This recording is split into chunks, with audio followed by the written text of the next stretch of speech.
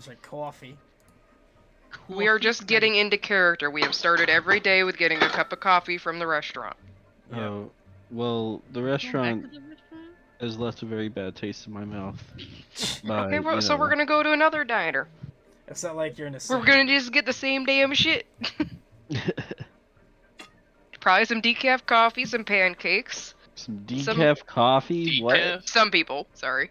What the fuck kind of... I don't remember. I think like- somebody had decaf. No. Somebody had The silence biscuits, somebody means had no. waffles. I don't think Yeah, so. waffles sound good. Where the fuck is Steam? That's classic. There's Unity. Yeah. I do all my shit through Steam. Majority of my shit through Steam. Yeah. For some reason, I don't even know how, but Fantasy Grounds Unity did not go on Steam for me. I just have an icon on my desktop, and it just opens. It just Alright. does its Yes, thing, it was it was a Steam update which unrecognized all the additional Steam folders.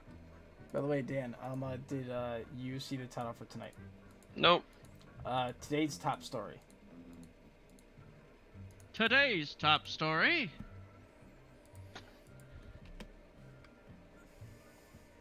Also, to be determined in the future, I may or may not be able to show up just a little bit late. Depends on what happens at work. We have a new girl, and we have a limited number of people that can be in the room. So I may have to go into work an hour late and stay an hour late every day. Depends on what happens. If that's the case, I'ma just roll with Mary had shit at the hospital that she had to take care of. Unless, you know, we're already in an event. Yeah, don't worry. Then it's just ghosting it. If you'll probably guess what, it'd be about 30 minutes late, hour late. Depends, because if 1 hour extra in the morning for the other people to get their shit done is not enough, I might have to do it 2 hours. We'll see. Okay. And if it goes to the 2 hours, I'll probably just stop because it's going to interfere with you guys. We'll find out, Courtney. But I will drive up there and I will knife hand the new person. No, new person wants to work 7 to 3, which we do have flexible hours, but her trainer typically works from noon to 8. Problem with that is majority of our people work morning shift. We only have 5 spaces in the room at any given time, and we usually have 6 or 7 people working. Oh. So we have to rotate in and out. So if I can't even get in the room in the morning, there's no point in me going in at 9. I might as well come in at, 11. Well, I guess we'll find out, Courtney. Yep. It's a play by ear. We'll find out. Alright. So we have everybody connected, it looks like. That's a lie. Nope, Dan's connected you since like it's good. I didn't say who, I just said that's a lie. Alright. Dan, have you now selected thy character? 3, 2, 1. Bring on the violence. Who wants to do the recap?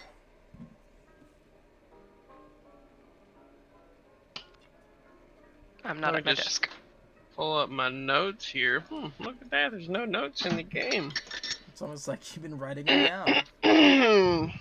Can't take them away if I write them down. I write Okay. Yeah, you did, Courtney. Yeah, your notes are still here. I just Dan. Why is Dan's notes disappearing? I don't know. Fantasy Ground doesn't like when I type out notes and it'll revert mine to like the previous week. Oh, because we only did 1 day last time. That's why it's all in one. Okie dokie. So we all woke up in the morning. This is day 4, Sunday, 23rd.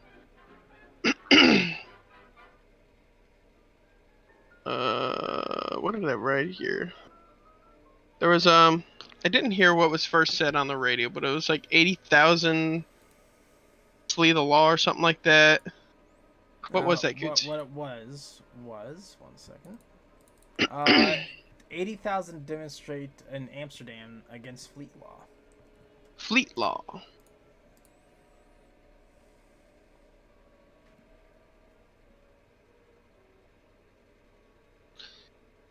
And the father will be on the radio later. Well, on Saturday, I think it was Saturday, Susan was looking at the factory and she mentioned, nope. That's not it. That's wrong notes here. So what we did was once we went to the restaurant, yep. We all kind of discussed what was going on. Elizabeth, if I remember correctly, Elizabeth came down and sat behind us in the booth behind us and sat real quiet while she ate her breakfast. So we kind of passed my notebook back and forth. And then when we kind of said that we were about to finish up, Elizabeth immediately got up, came over to the table, and tried to browse my very awful handwriting, but it did have some quotes and initials on it that sparked interest. I can't keep track of everybody, but what Robert did was Robert called the Salem Police Department, and through a long, tedious process, eventually got a search warrant for the boat and had to drive out to... Where did I have to drive out to? Boston? Boston. That's right. For the floundering flounder. And the owner's name of that boat was actually the mayor was the owner of that boat. I then went back to the party, which we were all meeting up at Milo's house? Holland's house, I think it was. Holland, that's right. Our scuba diver extraordinaire. They're And famous. if you guys want to fill me in on what you guys did, because I completely forgot. Most all of us went to church. Holland did not. He went out fishing. Correct. Yeah, I definitely did go to church. And while he was out fishing, he noticed 2 police boats patrolling between the 2 bridges.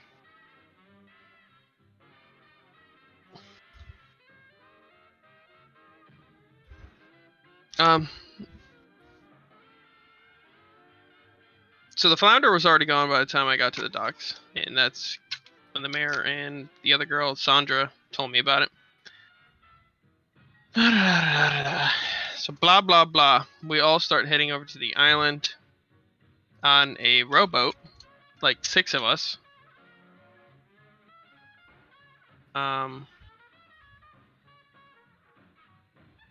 We get onto the island and we're circling the island, and there are 4 people, one being Susan. Let's see if I get this right. One was Susan, one was Elizabeth, one was Sergeant Bales, and there was the other kid, Matthew. Pottery adoptee. Yeah.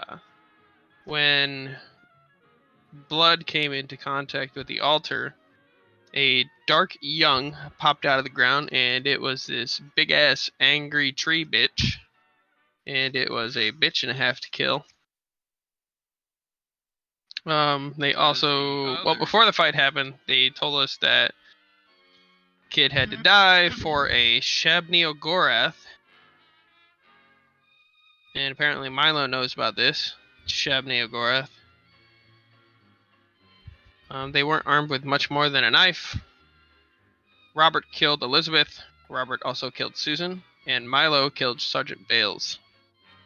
Matthew ended up giving up, and at the time, we were attempting to rescue Matthew and Tommy. More so Tommy. So we eventually killed the Dark One. we took Matthew to the brig, like the jails. But Robert and a few others went to the hospital to get Tommy treated. It was pretty much a long night. Robert had to go back to the jail cell to clear up the party's name that they were saying they were deputies. Further on in that morning, Tommy was discharged with the party. Then we went back to go see his dad or father figure, which I don't have the name of. Well, anyways, he told us magic is real and welcome to the Silver Key Society and Klingler. Yeah. I think we only know him as Dr. Klingler. Yeah, Dr. Klingler. That's right. Richard. That's what it was, Richard. That's it. And, yeah, told us welcome to the society and don't tell anybody about it. And magic is real, or could be real. XYZ. There are monsters and things that are beyond your comprehension, and be careful. And tap 3 times twice and wait for an agreement.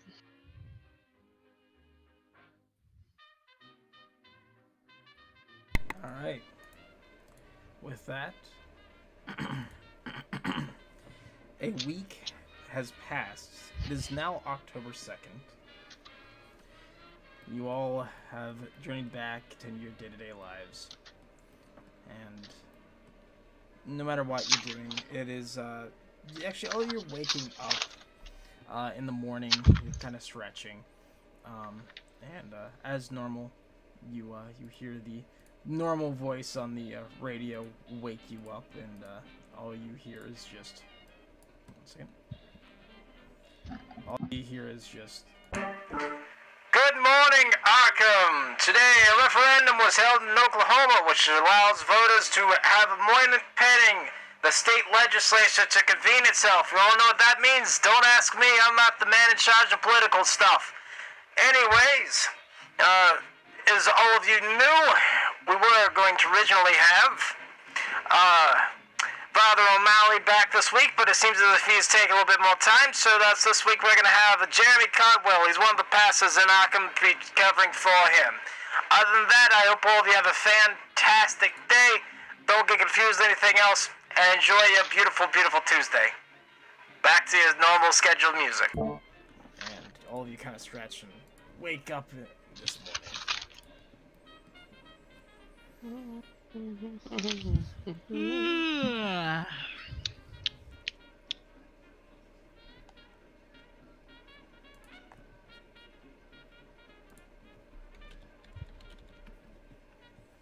What are you guys doing?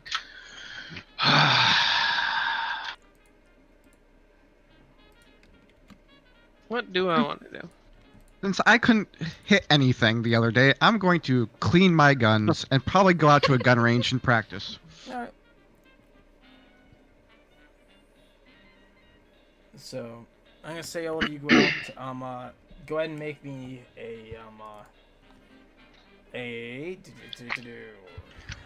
remember a rifle check, a handgun check. Everybody? No, just Holland. Oh, okay.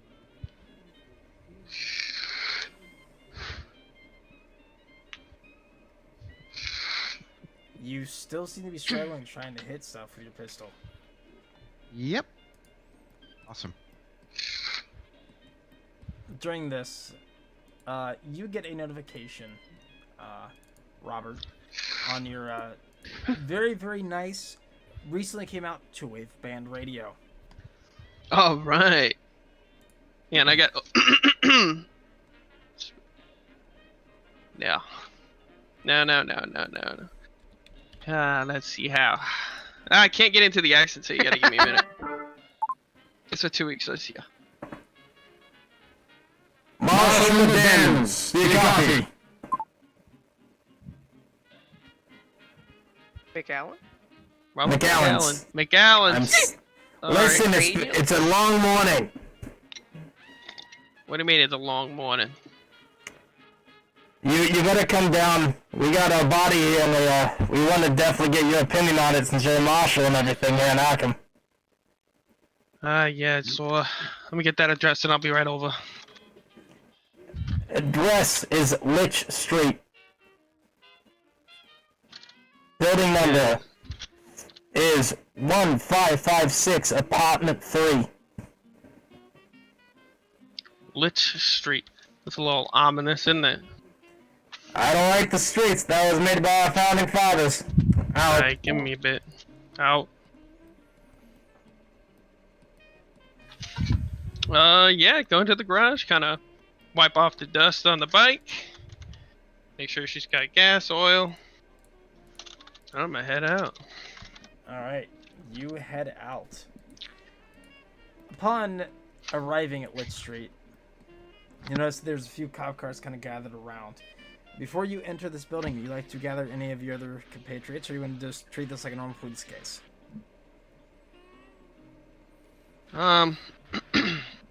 Nobody lives around Lich Street, do they?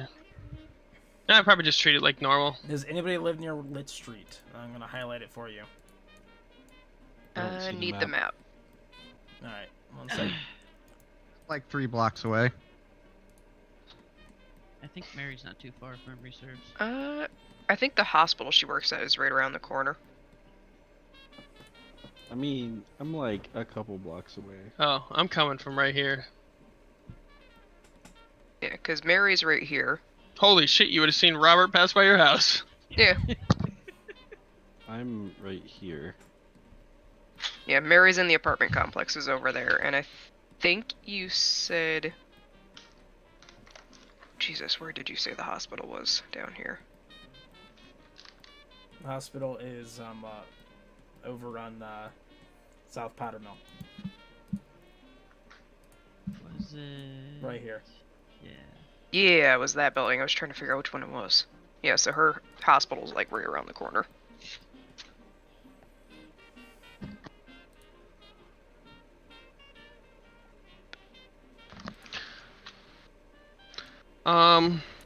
How early? Oh, this would have been radio guy. Do you guys get up and go work at like radio guy hours? So that last broadcast was in the morning. It's currently around probably 2 p.m. So it's 2 p.m. in the Oh, afternoon now. okay.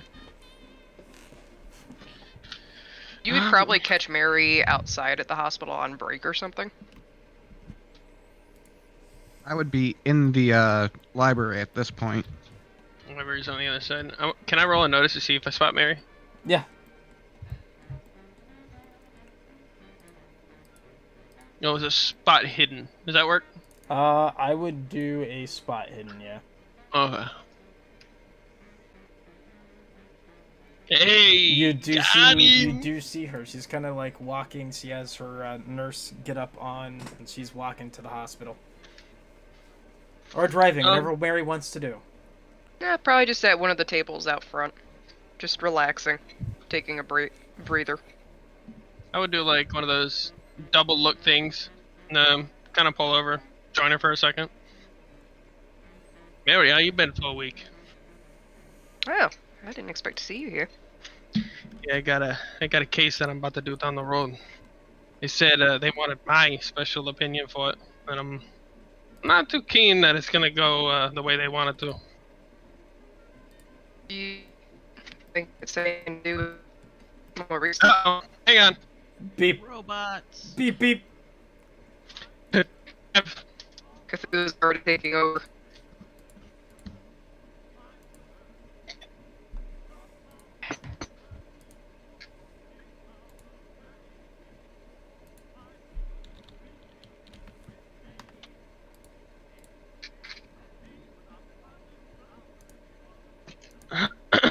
That was shows up.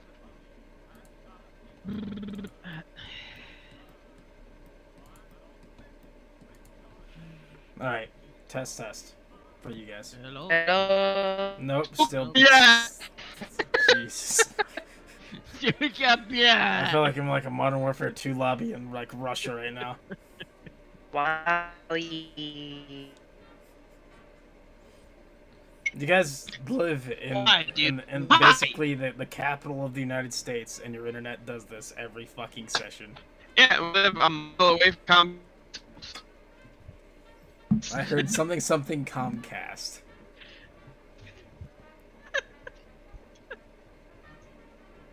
It worked. Better. That's No. boobies and it starts. No. No, it's there not. you go. Yeah, no, that's not better. Ah, Yeah, sweet mother of God. might be two or three. We live in our corner. Ah, yes. Something about around the corner. They live right around the corner from the Comcast HQ. Up your butt and around the There we corner. go. Hey, they're back. Oh, That's hey, right. okay. Okay, so now it's an insult that makes it work. Alright, got it. Alright, before it was boobies, now we gotta go to insults. Got it. We just had to shout boobies in the past and it would suddenly start working. They'd be like, oh, we can't miss this. Yep. All right, so you pull up, Robert, to Yeah. Mary. Uh, going she- back to- She had asked, do you think it has anything to do with, anything more recent? I got a sneaking suspicion it's gonna be something weird. The marshals have been working on the missing child cases, which, well, nobody's gone missing like this past week that I've heard of. But we always get the weird ones if they have to call me out specifically. And they gave me this new fancy radio to call me on too. I'm sure they probably got something like that in here if need be. If you need to, radio in here and maybe they'll be able to send me out to come help you. At least identify what maybe might have happened. Alright, they told me I need numbers for these radios, so. Talk to... You should be able to talk to the head, main hall lady. I will see what I Great can do. words.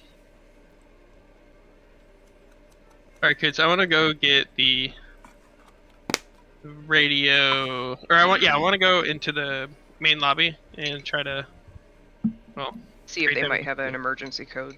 Okay, you head inside the hospital and you notice there's a lady probably in her mid-50s kind of sitting there and just looking over things. And she looks up at you. How can I help you? Of course. so we were issued these new radios, and I'm trying to update my little list of numbers. Do you happen to know what the radio of the hospital is here? It's 2.8. 2.8. Thank you very much. Don't go to 2.9. You'll just get interference from the radio. I appreciate it. No problem. Just walk on out. All right. So you walk out of the hospital. You're gonna call her if you need help. So you hop back in your car, and you're heading to Lit Street. Correct. All right. Upon arriving to Lit Street, you notice it's cordoned off. There's officers outside. One kind of waves at you. How you doing? It's been a pretty light week. I've just been catching up on old cases, but nothing new. Well, we're not sure if this is a case or not, but we figured to call you and get your input on it. Follow me. And he guides you inside. You notice that this is a kind of like a first and second floors on the bottom floor, third and fourth on the top floor. And you go up the stairs, and he opens up door 3. And you notice there's a few cops kind of gathered around. There's a mortician in there. And you notice a very old, decayed, looks like she's been there for months, body sitting on the couch. The radio kind of in the background playing happy music, and you see a man that they're talking to. He looks to be about the same age as what you guessed the woman when she passed to be, kind of looking around, very, very confused.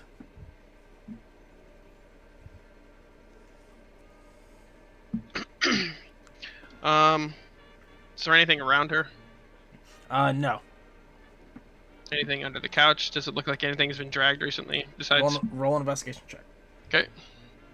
Oh, my investigation. I don't think it's like. Says Is the there marshal. even an investigation? Yes, it's not called investigation. It is called.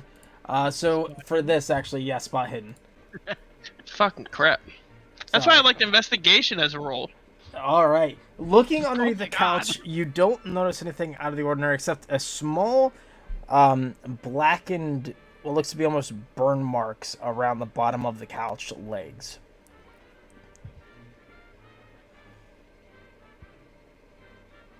I'm not sure how old they are, but they appear to have some type of either scorching mark or something like that along the bottoms of the couch legs.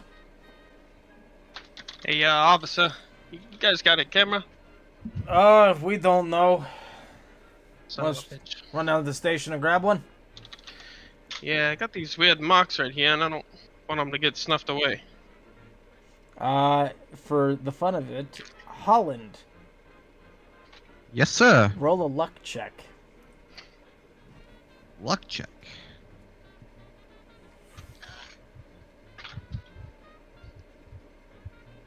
Oh my god! So just because that's one off, I'm gonna give it to you just for the sake of brevity in the game. You're walking by and a cop comes out and goes, "Hey, you! Oh, what? Me? You got a camera? Yes, I do. Come up here!" You're on your lunch break. It's kind of like get bombarded by this officer in blue, and you follow him up, and inside you see Robert sitting there looking at these what will appear to be some type of scorch marks or black around the bottom of the front two couch legs. I look at him once, like, another guy to talk to. Hey, wait a second, Holland. Hey, Robert. How's it going? Hey, good. What are you doing here? jeez. Oh yeah, don't mind the lady. I'm doing well. What do you need? I found these weird, like, burn marks, scorch marks. I don't want them to get rubbed away or nothing, because I know the Alright. guys are gonna do a full sweep when they take the body out of you. All right. I'll take out my camera and I'll start taking a few pictures and. All right. You take a few photographs of it, and you guess you put the couch kind of back down. You couldn't fully lift it up because he's still sitting on the couch. Do you want to roll a medicine check to see how long? I'm sorry. Let's see. I'd probably say this would be either be a medicine check or a natural world check to see how long she's been dead. Okay, Robert. Do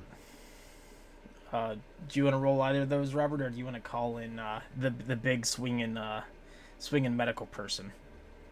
I think I'm gonna call him the big swinging medical person. All right, you hop on the radio back on your bike, and you call up the hospital. When you do, hello. Hello, this is U.S. Marshal Robert McAllen's 5-1.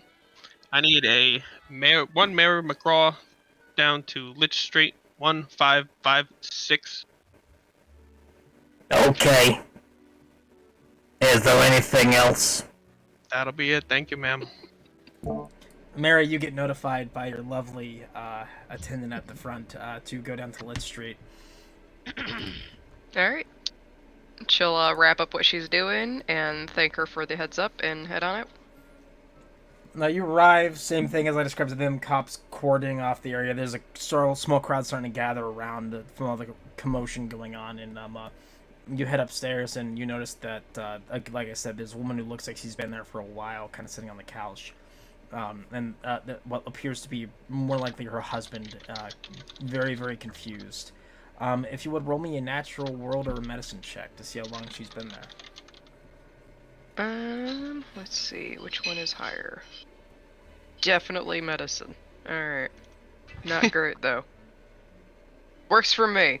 It looks my like she's God. been dead for well over what you would guess to be 6 months. But there's also evidence on her proofs showing that that some things decayed, while other things have not had the same rate of decay as it should for that long for a body being there. But without a doubt, you're almost certain she's been there for about 6 months to a year.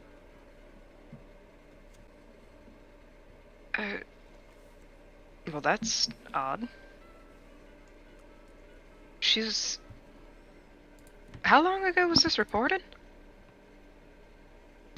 It's golden this morning.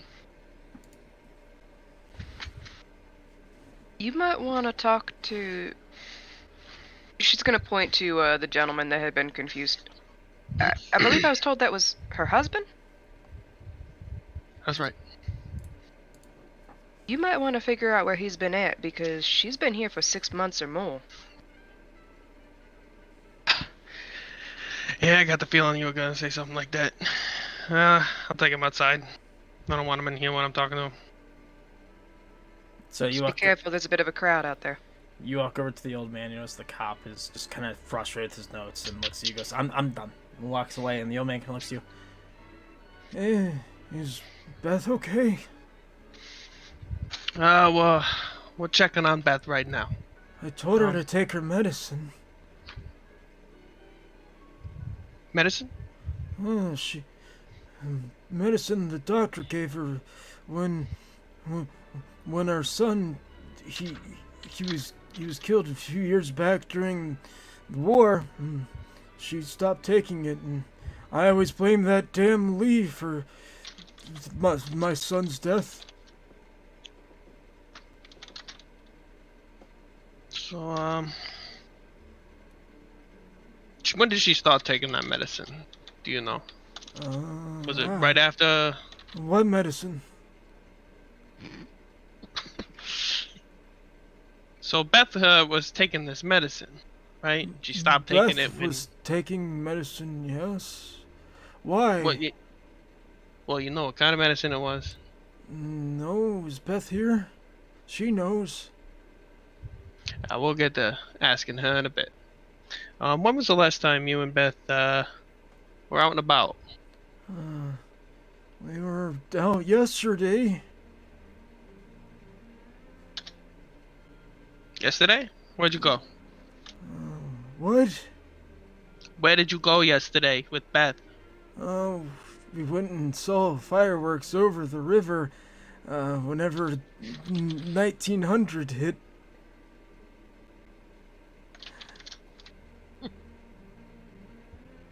Where's Beth? Well, we're taking care of Beth right now. Don't worry. Is she okay? We're trying to figure that out. Who are you? Why are you in my house? U.S. Marshal Robert McAllens. Did I do something wrong? Oh no, we're looking for other people that did things wrong. Let me ask you another question. When you were looking at the fireworks, was other people around? Did you go out with friends? Fireworks? I haven't seen fireworks since 1900.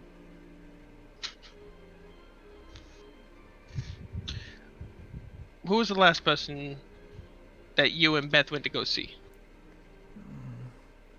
I don't remember.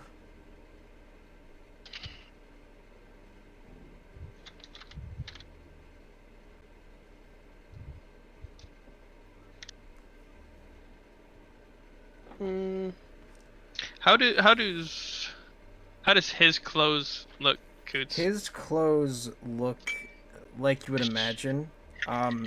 Most people with something akin to a dementia. He disheveled. It's very disheveled. There's stains on it.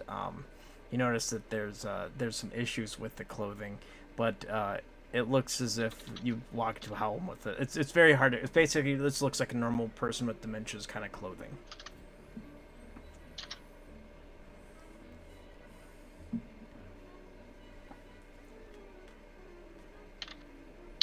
Let's see.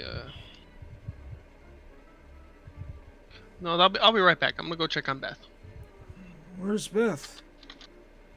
And he kind of sits there staring off into space. I just walk away. Yep. Well, that was not enlightening in a little bit, but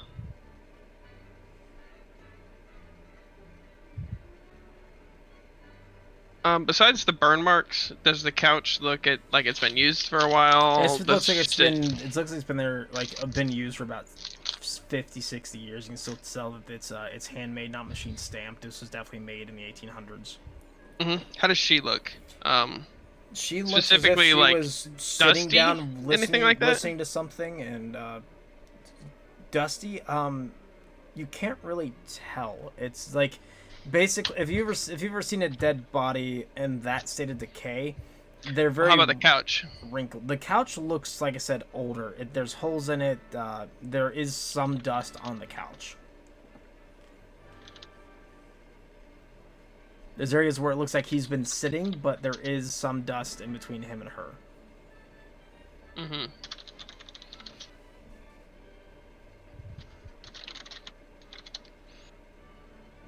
Robert, Uh-huh. it does get weirder than that. It's not just that she's that far gone, it's she's decaying rapidly in some places and not in others. No, I also wanted to look at the husband said that she was taking some medicine, and I want to see when that medicine was made. See if, if the medicine was made last year, then she might have been here for a year.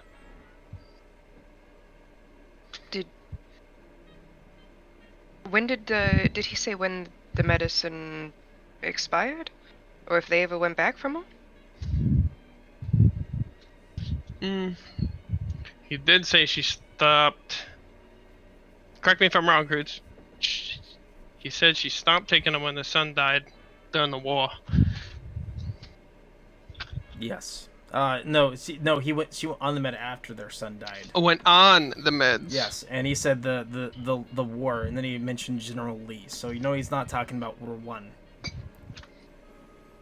Oh, I thought it was military leave, not Lee. No, General Lee. He blamed General Lee for his son's death. Yeah.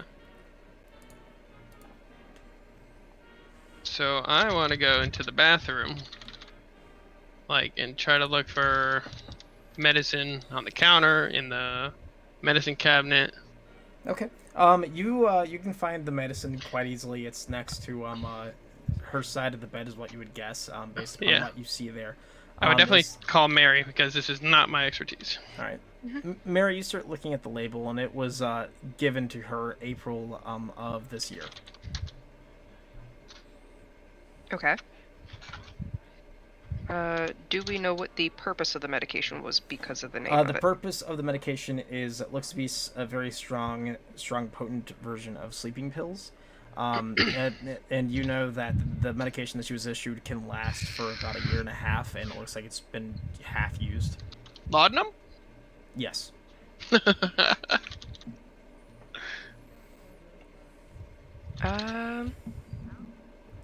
at this, and she is gonna look at the table and then look at his. I assume he's still got his notebook on him.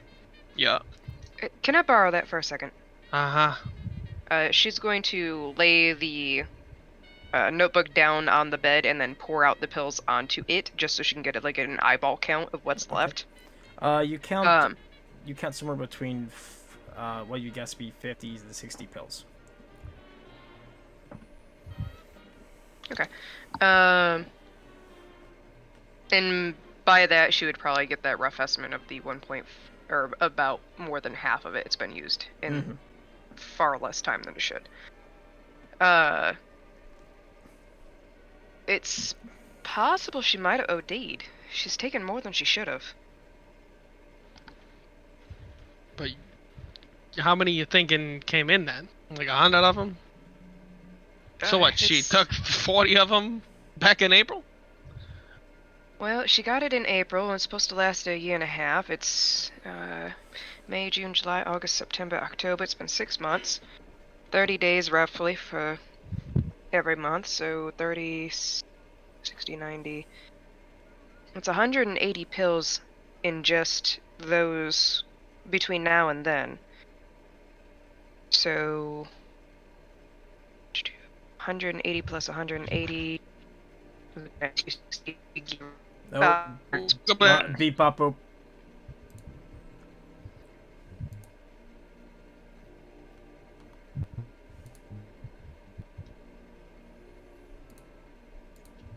So while their internet is coming back on, yes, Atano, I see the glitch in the Matrix. Walter, what are you doing?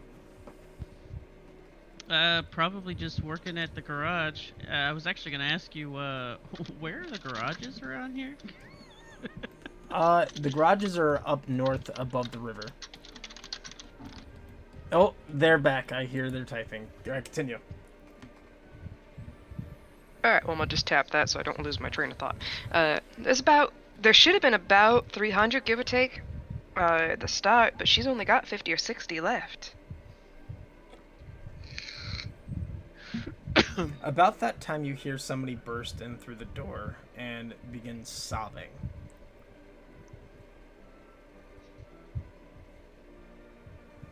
I'll definitely turn and look. Turn and look, and you see a man probably in his 50s. Kind of the hand chops kind of facial hair, slick to the right.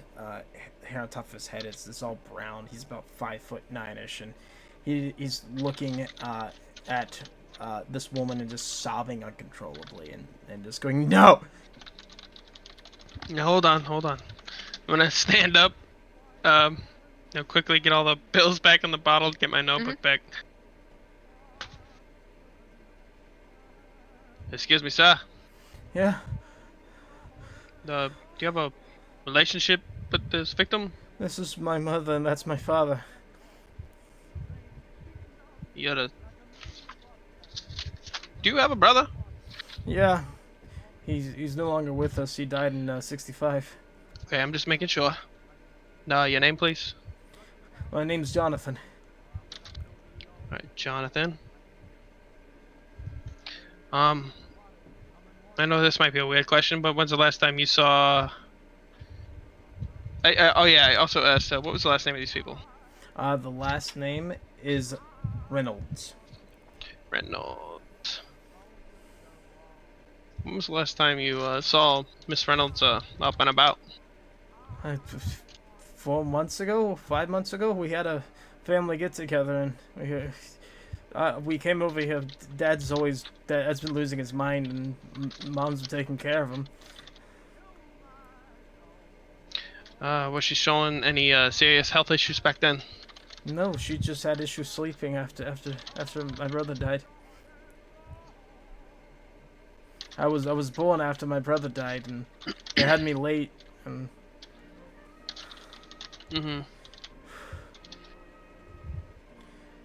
I'm sorry. Nah, go ahead. Yeah, and then I reach in my pocket, grab a handkerchief for him. He starts blowing his nose, wiping his eyes off, and so do you ever call your dad here? Dad doesn't know how to work a phone, neither does Mom, and anybody check by?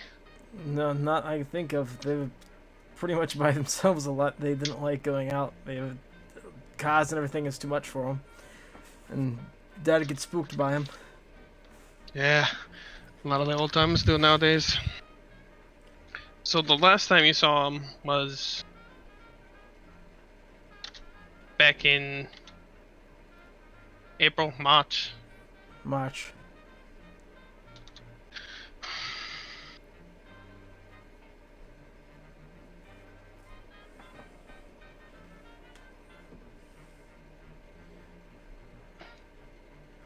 Would anybody call him, come and check up on him? Nothing like that? No.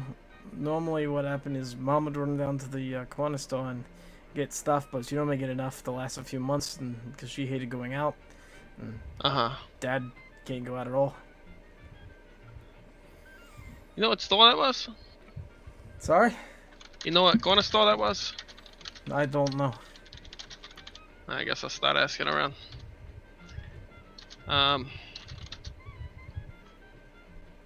If I got anything else, I'll let you know, but we just got the call this morning. He kind of nods and he goes over to the corner and just kind of waits for somebody else to question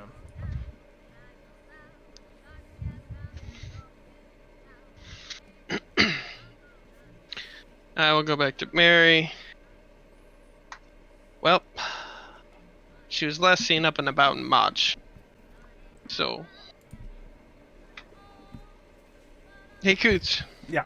In the 1920s, did they have, I don't know the scopy of it, but did they cut people's stomachs open during autopsies?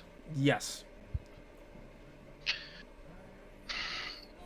So, I don't know if we're gonna find nothing, but she's probably gonna have to get cut open.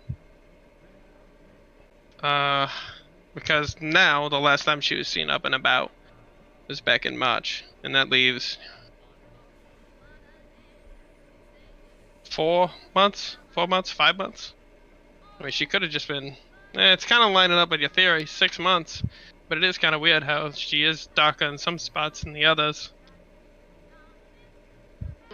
What's odd is that there's a few spots that are just fresh. Like, it might have happened yesterday or a week ago, maybe, but not months ago. She's gonna tilt her head a little bit. That man was, sorry, I was listening a little bit. Jonathan. Why did he suddenly just come here today? He said that he hasn't been here in full 5 months. Why did he come here today? Good question. Is there another officer interviewing him right now? Yes. I want to go up to that officer and kind of whisper into his ear. Can you ask him why he came here today out of all days? All right. He waits a few seconds after you ask him for follow-up questions, and he asks that, and he responds that he was contacted over the phone that his mother was found dead.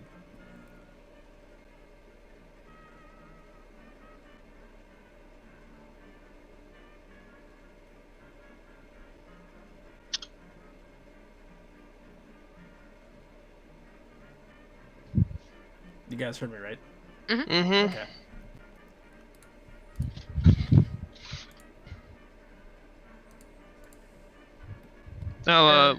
I'll lean back to him again and ask him who told him.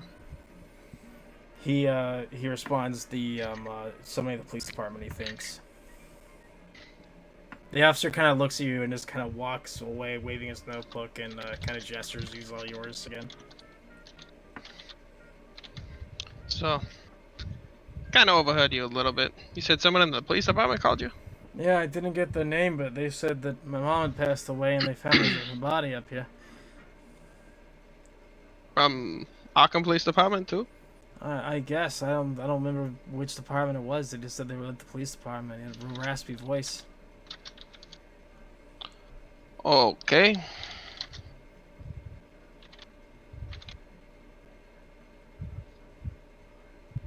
Mary's gonna walk up during this and say, "What time did they call you, honey?" They called me about, I think it was 8 in the morning. I live in Boston, so I had to get out of the traffic and everything to get up here.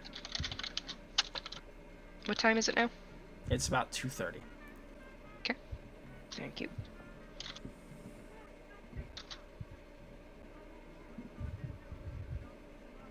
Who's the one in charge on the scene? Detective, I guess?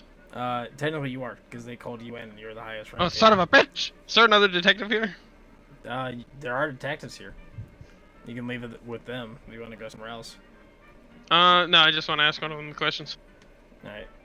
Well, do you approach a detective? He's, Yep. looks like he's mid-20s. Yep. Alright, detective, I got a question for you. When Shoot. did you guys get the call about this? We got called about this around I want to say 9. 9 in the morning? Yeah, we came over, tried to figure out what was happening, and found the body, and we got everybody else to pull a cordon. Been looking at this for a while, trying to figure out what's going on. Is he kind of like away from everybody else? Like Yeah, definitely away from the other Yes, kid? he Okay. is. I kind of like look over my shoulder, I pull out a cigarette, put it in my mouth, and as I'm lighting it, I'm like, alright, so here's the kicker. That kid that just arrived, he's like actually in his like 50s, isn't he? Mm-hmm. That man that just arrived got the call at 8.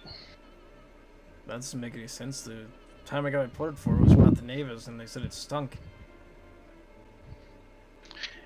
Yeah, there's a few things that just don't add up. So I got the doctor here, and she said she'd been rotten for 6 months. Maybe longer. But if you come back over here, and I lead him back upstairs, she says, like, if you look here, and I kind of, like, tap the spot that's fresh with a pen, this doesn't look like this part over here. Say that again? like, I went up to the body and I kind of like pointed, almost like tapped on it with a pen. I'm like, this spot looks fresher than, well, this spot. Isn't that kind of weird? Kind of looks like, that's weird, but I don't really know about decomposition of humans. She's probably the best one to talk to right now with that stuff. True, true. She's the one that pointed it out to me. So I'm questioning it. Who's the Yeah, guy whatever. with the camera? Oh, that's Holland. He works over at the university, actually. Actually, he's one of my deputies, surprisingly. Oh, it's nice to meet both of you. I'll look up and wave and continue to take photos of the crime scene. Okay. Holland so Yes. awkwardly waving Yes. and taking pictures of it. More for the private collection. Would Holland have pointed out the burn marks to Mary while he was taking photos? Yes. Okay. Can I check her over for any burns? You sure can roll a medicine check. I don't want the description. I want to roll the dice. All right. Bro, we're With that- shooting hot with these that doubles. Success. You notice that it almost looks as if, other than decomposition, because she's definitely decomposed. It looks like she's been drained of almost liquids, and this has been sitting here for 6 months. You also notice there are spots of her body, mostly her ears and face area, appear to have some sort of third-degree burns on them. But it's too hard to see without your explicit looking at, because it'd be easily overshadowed by the decomposition of the body. Possible burns on The ears, cheeks, and near the eyes. ears, cheeks, and near the eyes. Okay.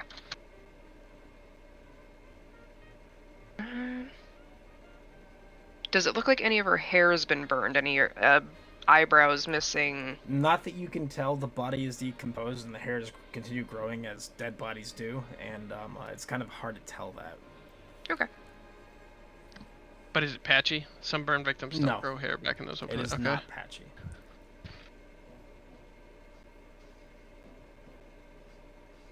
I don't like this at all.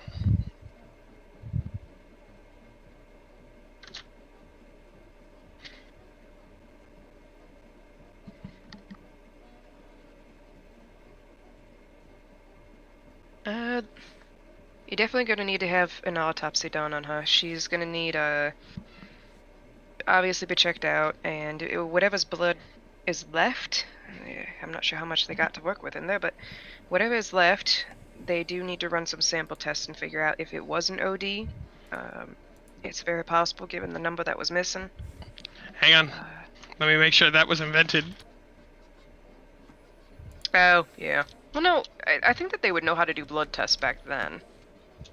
No, because it would be toxicology. Yeah, maybe not. No, 1813. Ha! It's The first invented. comprehensive work on forensic toxicology. Mm-hmm. Wow. Yeah. We have, okay, as a human race, we have a morbid curiosity with the dead. That does Holy not surprise me. During this time, however, Walter, you are working on the car, correct? And Milo, I'm guessing you're probably giving a lecture this time, correct? Yeah, I'm probably in a lecture hall teaching a class or whatever. Okay. Both of you, your radios, which are playing in the background, both of you hear this come on. Attention Arkham, breaking news. Old lady found dead inside of a house. Appears to be in there for the last 6 months. Husband with dementia. It was found with her. We'll find out more as the story continues.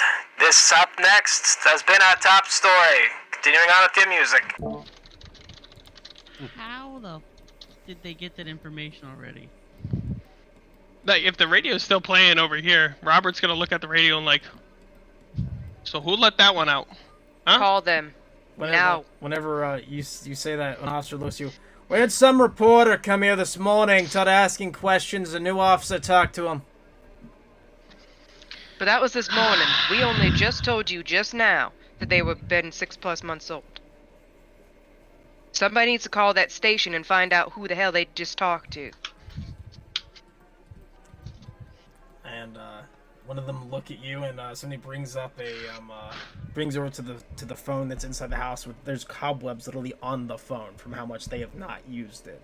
Oh my god. And they say, here you go, McAllen's all yours. Is it even rotary, or is it one of the old tap phones? It's rotary. Okay. Oh, And 0. And you then hear, I'm not gonna use the voice. Operator. I need to get a line to Arkham Public Radio. All right, passing you through, and eventually you hear the phone ring, and you go, Edward Queen, how can I help you? Good afternoon, Mr. Quinn. This is Robert McAllen's U.S. Marshal 5-1. I had a question for you. Go ahead and shoot. I got music playing right now, but I gotta get back on air in a few minutes. Who gave you that information about that old lady being dead for 6 months? I'm gonna have to say I'm gonna plead the fifth here. I'll get a warrant. Thank you, sir. That's fine. Get your warrant. See what you can fuck. And he hangs up on you.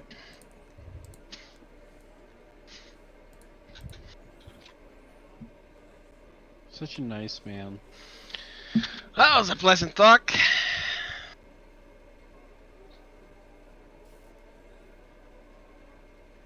How'd it go? I'll have to get a warrant. Ah, so they were very inviting. Wonderful. Uh-huh. Specifically a search warrant. See if I can find that info. That's so hard to get, Daniel. I know. Is it I a gotta- Saturday or a Sunday? It is a Tuesday. Tuesday. The judge is 2 miles down the road. All right, so you're gonna head over and get a search warrant. Yep. You're gonna bring Holland and Mary with you. Yeah, if they don't want to stick around. And Well, everybody, just be advised, you have been officially deputized.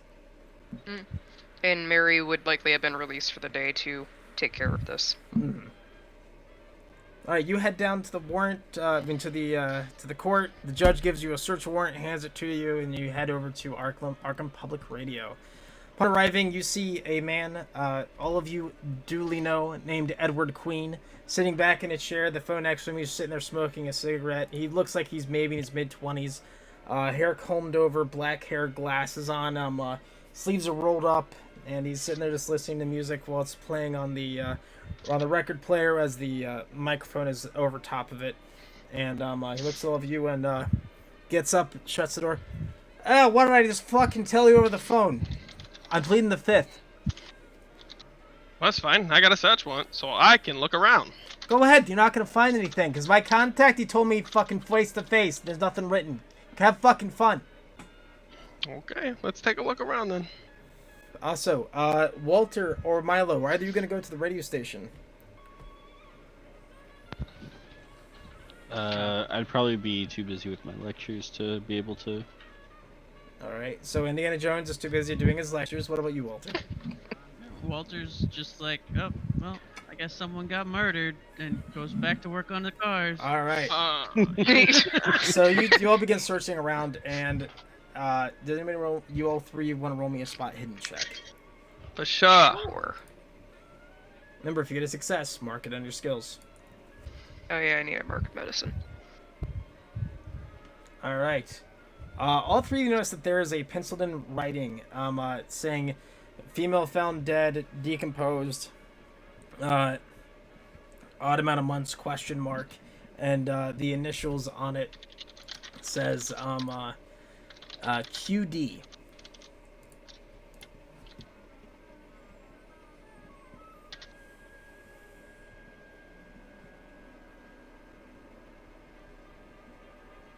Well, By the way, both of you over the radio are hearing the sounds of Robert, Holland, and Mary over the radio as music is playing, looking for this shit. So you all hear your friends talking while the radio is playing music. I would have been talking if I saw that live or a mic open thing. Is anybody else talking? I wouldn't be talking. All right, then you just hear shuffling papers coming from the radio. Yeah, I mean, all you would hear is like, oh no, but you would have heard what's his face say I plead the fifth. Look all you fucking want. Yes, you would have heard. oh that. yeah, that. So yeah. everybody listening knows that he's a bitch face and doesn't want to give any information. Oh yeah. You hear a door open, paper wiggle. Fuck you! But yeah, you do find the information I told you about. After getting those initials, I'll turn over to a free page, write thank you on it, and leave. As you leave, he sits there and just blows smoke in your face as you walk out of his door while smoking a cigarette. Have a wonderful day, assholes. Thank you! And he re-enters the booth, and all of you head outside of the radio. Before I leave, I knock 3 times, and then 3 times again.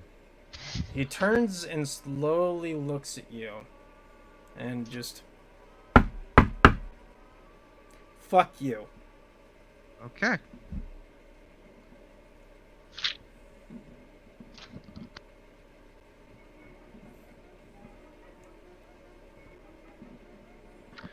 QD. Huh? It's charming. Hmm. Well, thankfully there's not too many people with the letter Q in their name, at least not a first name. Tough thing's gonna be seen if they even own a phone or one just borrowed one.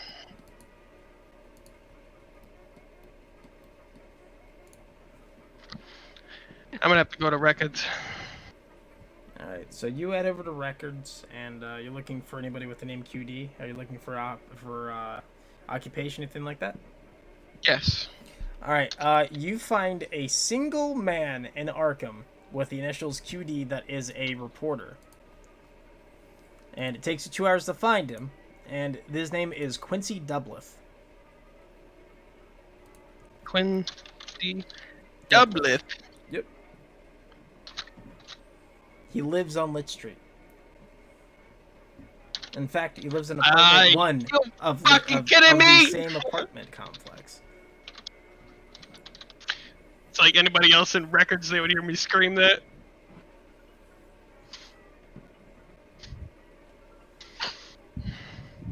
I assume Mary and Holland would be outside with us because records is super private.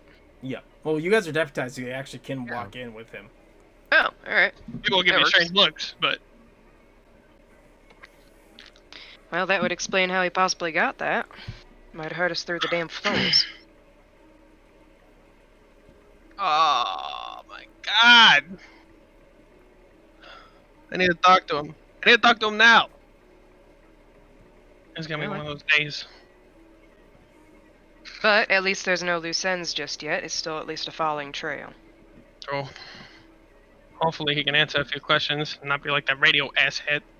Upon returning back to the apartment, are you guys going to the room 1 directly underneath their apartment you went up to upstairs? Yep. Knock on the door, and you see a guy, very skinny, very similar to Milo, actually. Round glasses, very thin and gaunt. Looks to be in his young 20s, so that's the only difference between him and Milo. Opens the door, goes, "Oh, hi! Give me 1 second, he shuts the door of your face." No, I would have put my foot in the door. You put the door, and the door bounces off your foot, and you look inside, and you notice that there is very large, what looks to be horns or cups, kind of up on the ceiling, leaning down, where he's kind of listening to the cops upstairs through. Are you kidding me? Public Information Act. That's fine. When's the last time you heard the old lady downstairs say anything? I don't know. I wasn't observing them until today. Listen, don't go spreading that shit around. When we're ready to do an official statement, we'll give you one. I'm just doing my job. That's fine. You can interview the cops later. I'm sorry.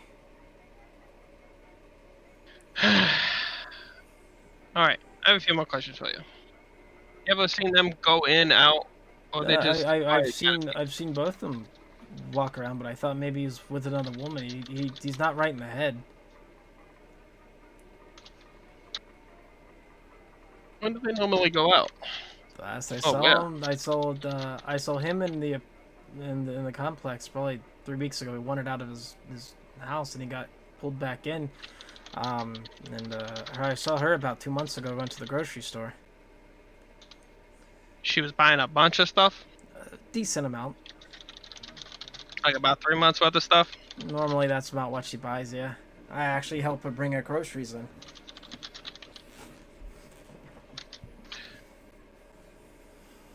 And did you ever see them together? Yeah, I've seen them together probably 4 months ago. But not after that.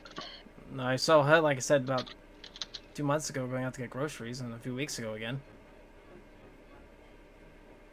Was she with him 3 weeks ago, or was it just him? It was just her. Or just her 3 weeks Yeah, ago? she went to the grocery store. sure You didn't see him at all?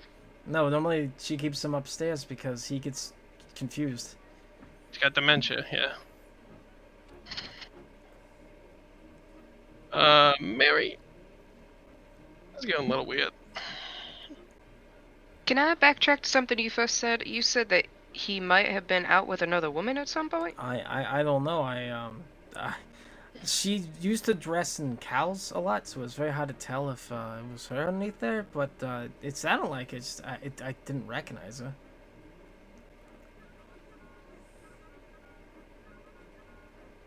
Interesting. When was the last time you think that you saw him and whoever that lady might have been? That was a few months ago.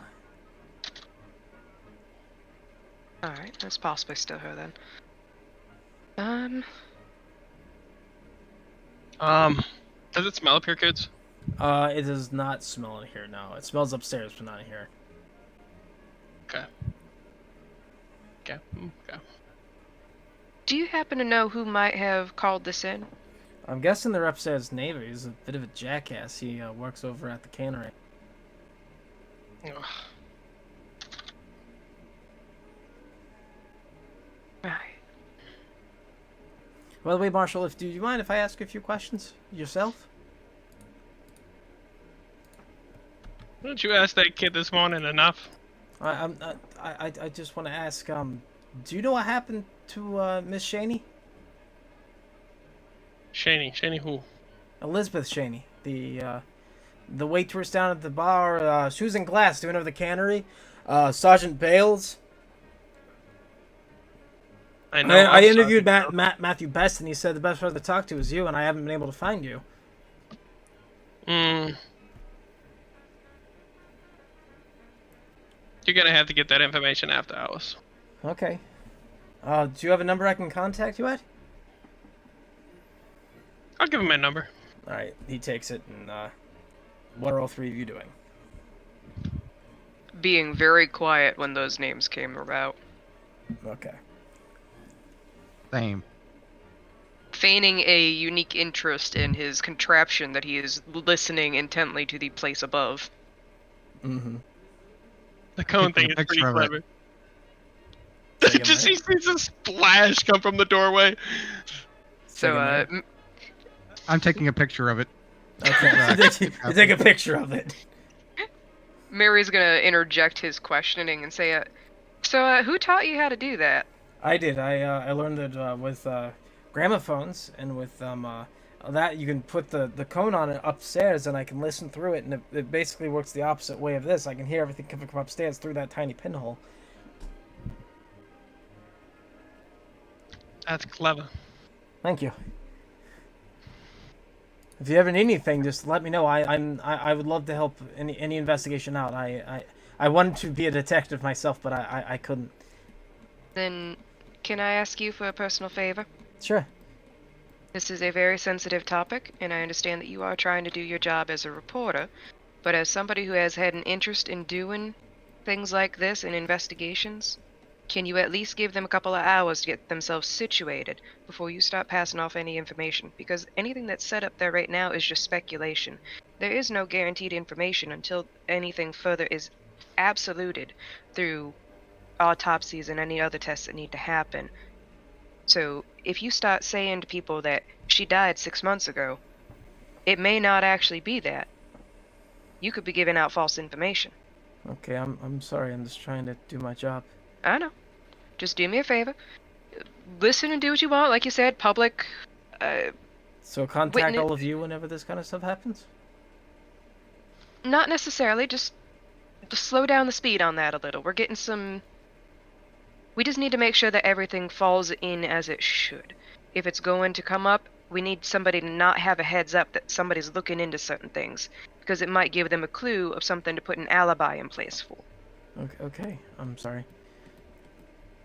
I'll pull out $5 from my wallet and hand it to him. And look, take the day off and call me later. Oh, okay. And he takes it. And what are you all doing now? Gotta go upstairs. Yep. She is going to say, do listen though, and write down any notes you got. I would love to see if there's anything that you pick up that we might not. He nods his head. Thank you. And she'll head out the door. Are you still in there, Holland, taking pictures this awkwardly? Nope. Alright. Alright. You head back upstairs, Robert. Knock on Jackass's door. Right, you knock on the door, and you see this guy answer the door. He's in looks to be a wife beater, very, very hairy, about 6'2", looks at you. What do you want?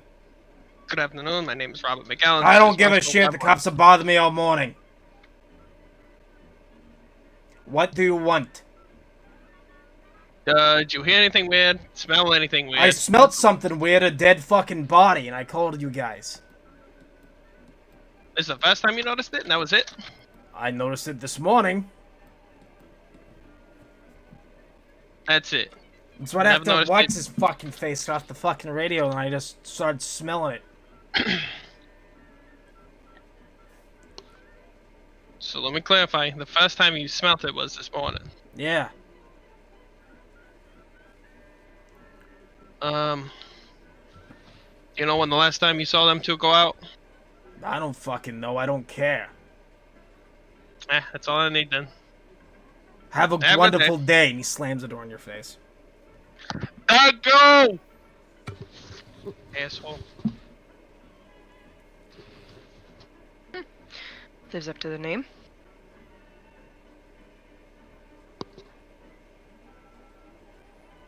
Around this time, Walter, your phone rings. My phone rings. Mm-hmm. What, at the garage? Yep. Alright. I walk over and pick up the phone. Hello? Hello, this is Dr. Richard Klingler. We talked about a week ago. You helped find my son? Oh yeah, Mr. Klingler. How you doing? Good. I need you to gather your compatriots. I've already rung 3 of them. They didn't answer their home phones. We need you over at the tutoring hall where we first met. I'm going to give Mr. Thatcher a call. Do you think he's at the university right now, or do you think he's home? I have no idea. All right, I'll try both. And he hangs up. And then Milo, you see him walk in. Professor Thatch, you have a phone call.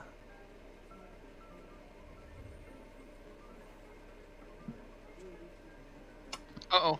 Swagger, Swagger! Yes. What? you have a phone call.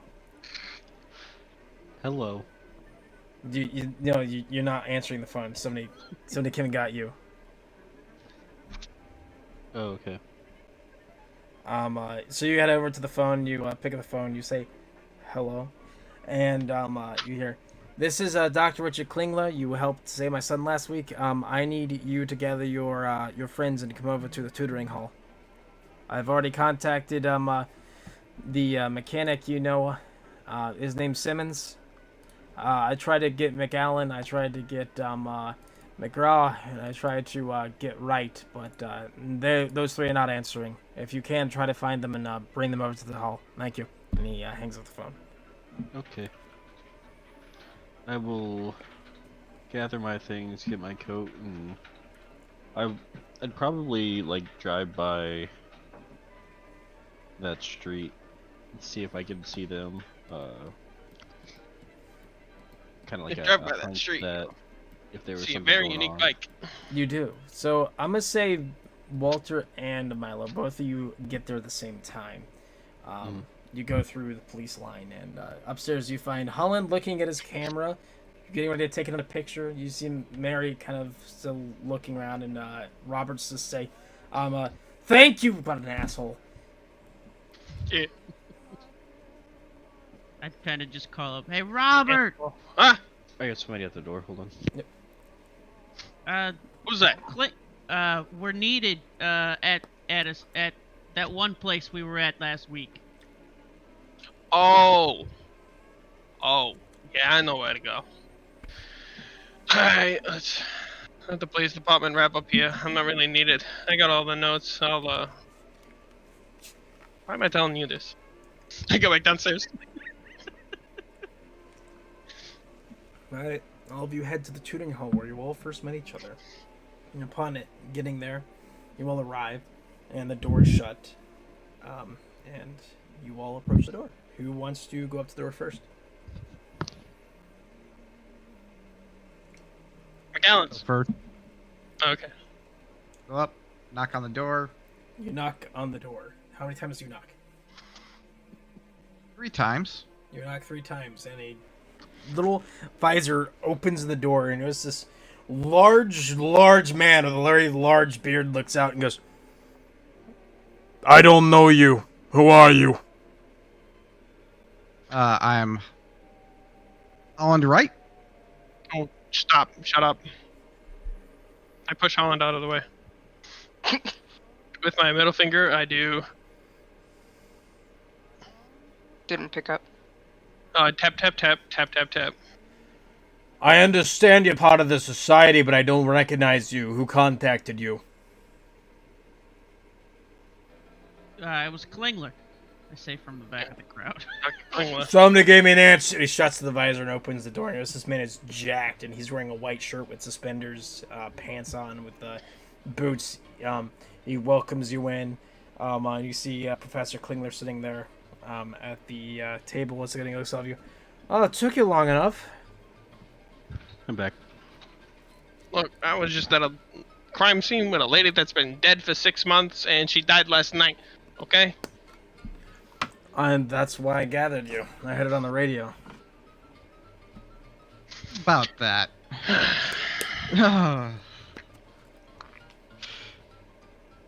Yes. There was a guy listening to what we were talking about, the floor below us. You should have seen it. It was loony. If the feds walked in there, that'd have been something. What's his name? Love and taken care of. Nah, he's just curious. Alright. Just a very jumpy reporter that's antsy to get the news before anybody else. His name But if you Quincy. need that's it. Yeah, I taught him. You taught him. Uh-huh. He went through Wants- medical school, and then he couldn't get a job because he stuck his nose in the wrong places. He wants to know about what happened last week. Tell him the situation is still developing. Done and done. Anyways, what information do you have? Here, let me write that down. Alright, so let me start from... here's a good spot. So she was decayed, sitting on the couch. The radio was still playing. What I noticed is there's these small black burn marks on the feet of the couch. We took photos of them. Mary came in. She said that the body was about 6 months to a year old. She was taking laudanum after her son was killed in the war. The old man keeps ranting about. He was out with her yesterday, saw the fireworks in 1900, the year, I guess. And he just kept saying he doesn't remember anything else. Old couch. There was about 50 to 60 pills left in a laudanum jar. Then her son Jonathan came in. And Jonathan's a weird one. Last time he saw them was 4 months ago. But he got the call at 8 in the morning. And we got the call at 9 in the morning. We have a friend of ours that, she's a parapsychologist. Somebody at the mental institution that we have a resounding friendship with apparently went apeshit around 8 o'clock in the morning. So you tell me psych called this guy? No, a psych was the one who contacted us, letting us know that this is not some weird freak of nature. This is something big happening. He saw something he shouldn't have, and he's now in the loony bin for it. Ah. By the way, if any of you ever need a psychologist to talk to, Sarah McDonald.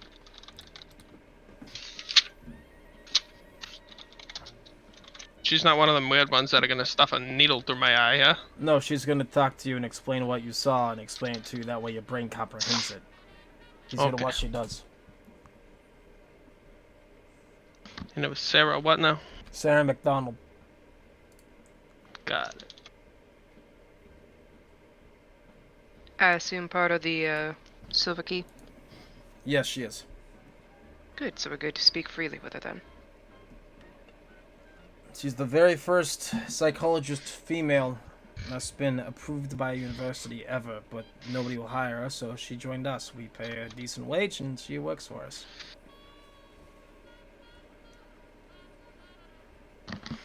Don't mean to keep on topic, but so what do you think about this?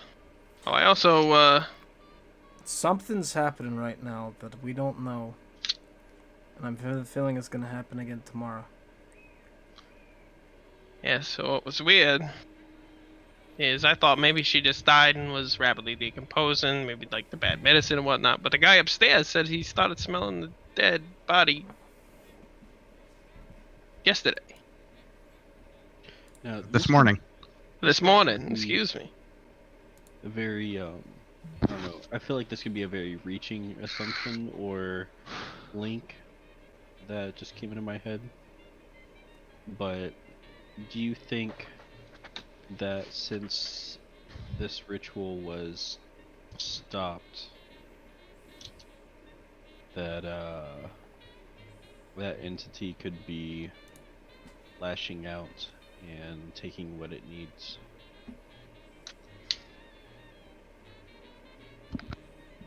I don't know.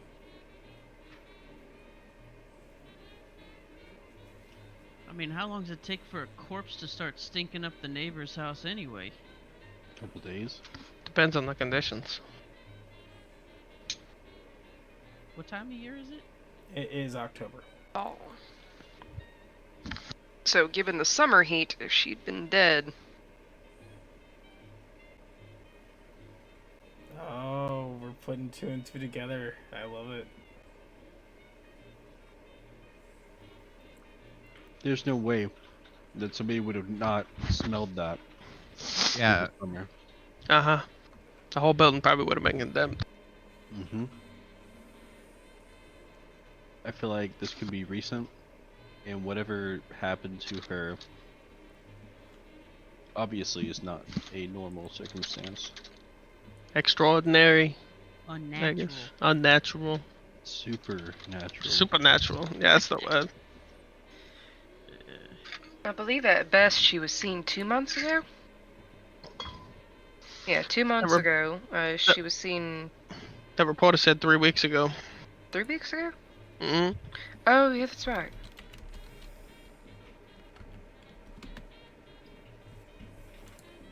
So, sometime between now and 3 weeks ago, something happened. But I do know from at least the medicine standpoint, either she'd been taking at least double or her husband had been having some as well. And I don't know. She's gone through most of it, which should have lasted her a year and a half.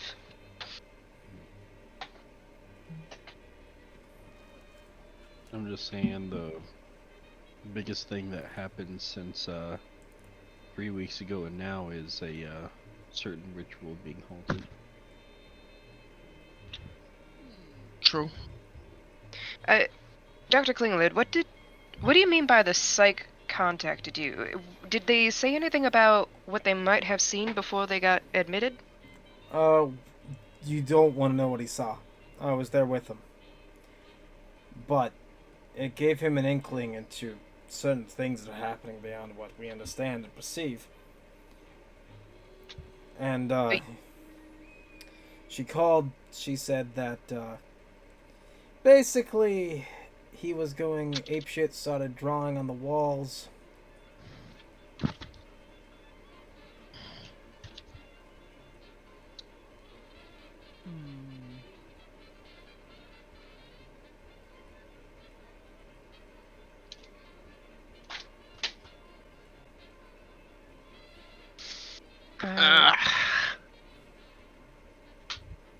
Did it have any correlation whatsoever to do with this lady?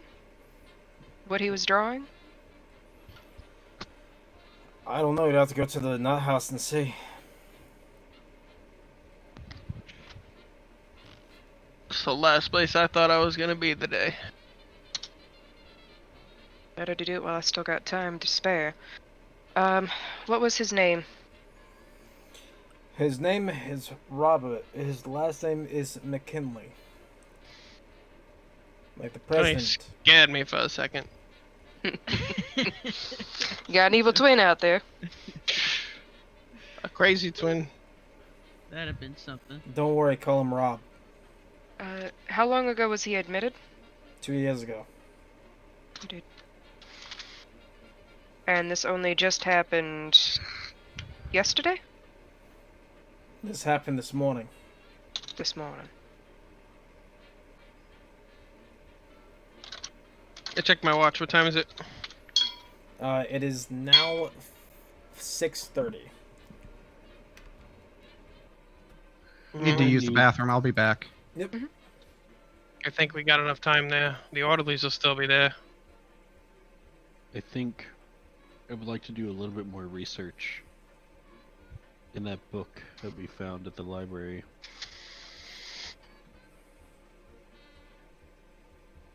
See if there's anything I can possibly connect. Walter just kind of puts his head in his hand and starts rubbing his face like, are you serious? You remember what happened last time, right? You almost went insane. No, I didn't. Okay. Well, how about this? If you're gonna go read that book, you also go sign up with Sarah McDonald for a session. Just to be on the safe side. Whatever makes you sleep better at night.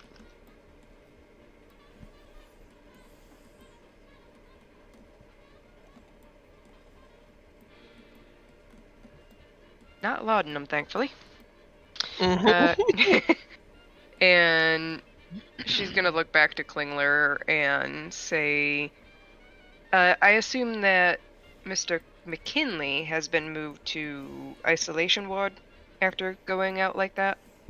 He's Or- already in isolation ward. They don't permit him with other... Did they keep him within that room, or did they yes, take him they back kept out? him within that room. Okay. She'll look to Robert. I guess we'll get to see the room and see him at the same time then. Yup. I love being a marshal. Is this something you're gonna need a warrant for? Nope. Alright, you all head... Is everybody going to the institution? Is I everybody think going? except for our book nut. Yeah, I want to go to the library and... Alright, we'll get back to you then, Milo. The rest of you. Go Have to fun going insane! Go to Arkham Asylum. Yes, it was ripped off of H.P. Lovecraft, not Batman. You all arrive, and upon entering, you notice that there's this place is massive. It's 3 stories, taking up probably about 30 acres. It's about 3 miles outside of the town. And upon entering, you notice there's people. You ask to speak to him, and they guide you to Rob, and they open the door, and inside you see a man. He's sitting there holding a pencil, shaking, and you notice that his flesh has been cut open, and he's drawing on himself with the pencil as well. And they made sure that they smoothed it down, but he's using so much force, he's cutting into himself. Yeesh. And what you notice all over his body, all over the walls, is images of crosses. Images of what? Crosses. Crosses, okay.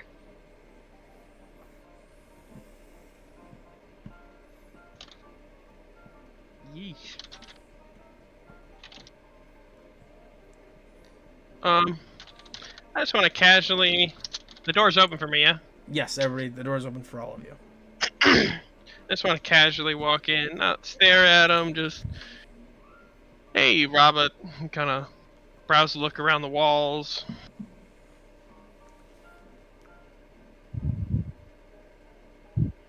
He's just sitting there smiling at you, bleeding profusely from his forehead.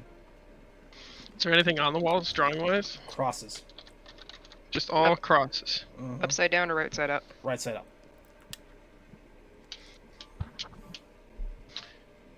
Hey, Rob. Did you see anything weird lately? God talks to us. His voice carries the radio, but he's not God. He wants us to think he's God, but he's not God. Through the radio. Through the air. Through the air. Do you hear something? Everybody hears something. The radio, the air, the river, the horses, the fish, everyone hears. So, what did you hear, Rob? I heard him. He talked again. Writing, sorry. And I go, him? You mean the big man up there? And I No, put my finger upwards. no.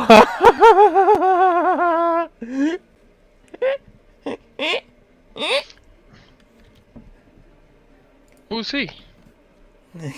He's known by many names.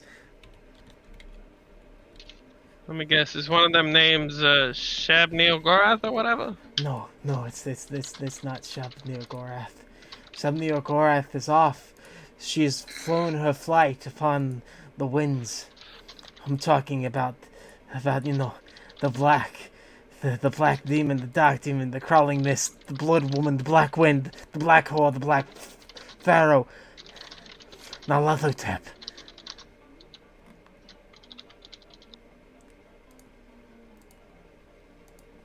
Did she say anything important to you?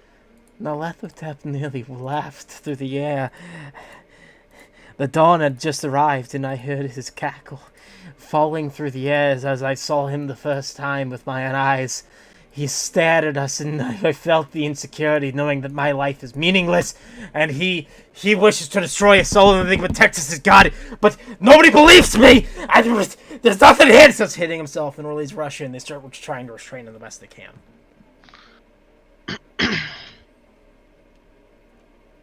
And as you guys are start being shoved up, Orly just goes, "It's gonna come for you! It's gonna find you!"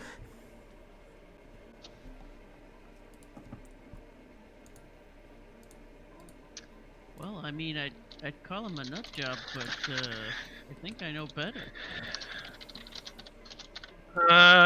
Let's not talk here. Otherwise, I think we're gonna end up in the box next door. Yeah, that's probably a good point. Milo! We have a name for you, but you you're enter not the here. library. You grab that old familiar book, and you were gonna spend the next. Let's see, how many hours did you do last time? I think it was 30 minutes, right? Mm-hmm. This time it's gonna take you 2 hours to decipher it as best you can. Would I be able to call him during read the all 2 hours? 2 hours? No. Damn. You be reading for the next 2 hours? Yeah. Did you wait until I left in Yep. order to? Yes, Courtney. Roll a d10. I was about to say, does he even have access to get back there? Yep. Your Cthulhu Mythos raises by 4. Okay.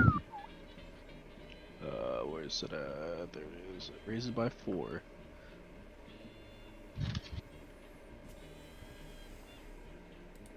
All of There's you about head. 12 now.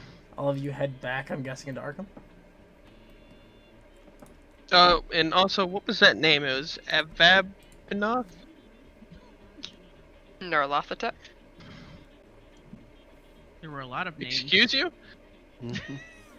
The black demon, the black woman, the black wind, the black pharaoh, Narlathotep. That's what I got. There's also the Avabinoth. I thought I heard. Oh, that one I didn't catch.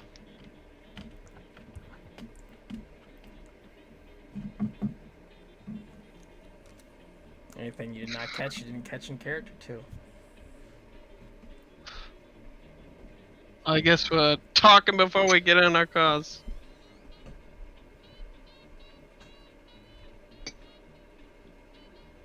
Well, today's full of all kinds of treats. Alright. So what do you all make of that? Well, as Walter said here, it'd be a kind gesture to call him crazy, but he immediately recognized the Shio Gorath name. Mm-hmm. I did catch that.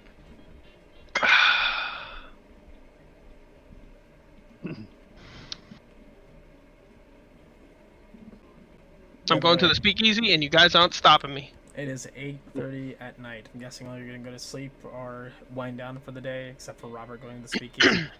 Yep.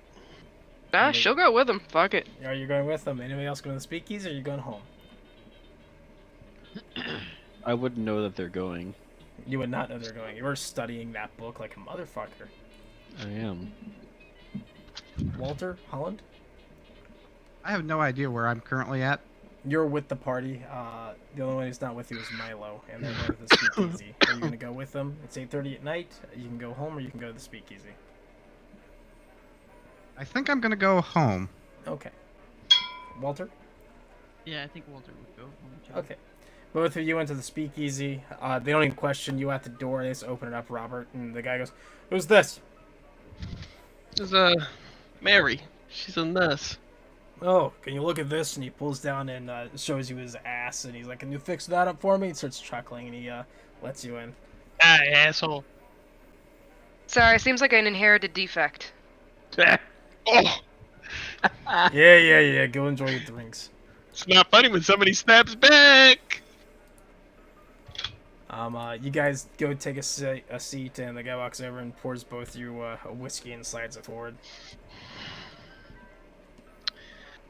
Well, we meet again. Yeah, it would seem that way. I got a name for you. What's that? Actually, I got two names for you. You ever heard of a Vabnanoth? Can't Black say I ever Pharaoh? have. Black Pharaoh? There's Egyptian shit. I'm not too versed on Egyptian shit. What was the name you said, Mary? I couldn't hear you. No, that's it. You ever hear of a god called Loki in Norse mythology? I have. It's similar to Loki, just Egyptian. I believe it was the god of trickery, and it would deceive its people and stuff like that. But that's all, old Egyptian legend rumor.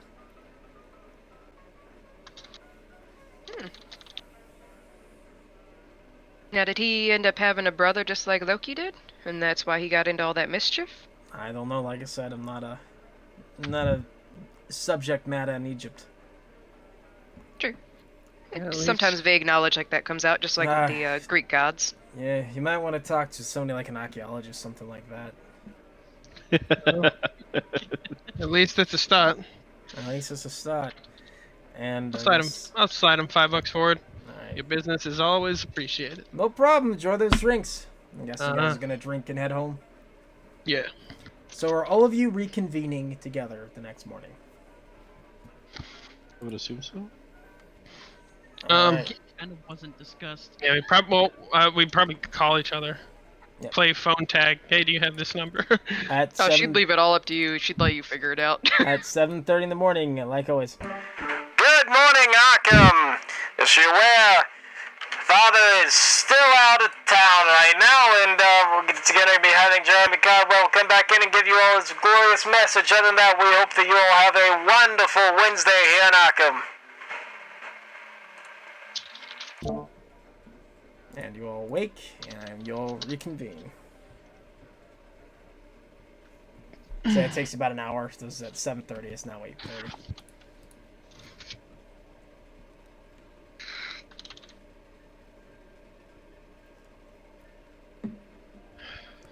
So did I find out anything? You found out more about Shubni Gorath because you read the Book of Ed. Oh, so just that. So Well, you found out more about the Cthulhu mythos, but not a lot.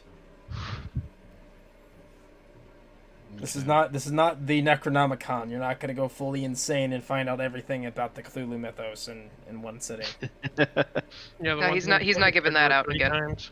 No, I'm not giving that. Character read 3 times in a row. I gave you a bookworm. You gave the bookworm a book. She's gonna read it. It's not a book for you to read.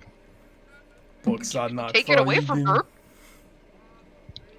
I hate to break it to you, but I just read it twice now. Mm-hmm. You didn't read the Necronomicon. I however, Much did more read insane. a different book. So where are all of you reconvening? Back at the back at the tutoring house? I would assume so. Yeah, Yeah. be an easy place. All right. So what is the tutoring house? It's like a guarded it's place, the one isn't that's, it? Yes, it is. It's a front. Yeah. I was about to say, when you turn this music on, it sounded like a speakeasy. Upon entering back there, you know that the guy that was there yesterday and Dr. Klingler is not there.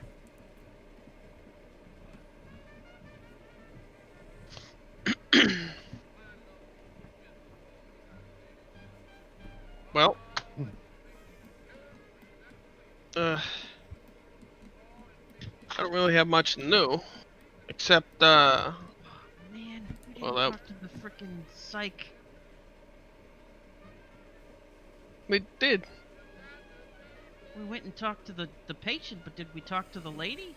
No, it's too late. No, it's too late.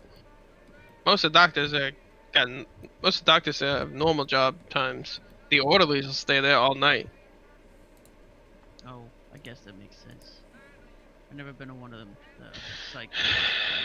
But, we did get a name, Nalatatep.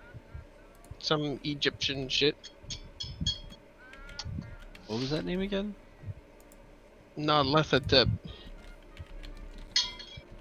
Do I recognize this? Can I roll an archaeology Yep. check? Wow. Can I Well, give him, also- like... Can I give him the +1B because I told him where it was from? Egyptian? Ah. I'll give both of you a reroll. Okay.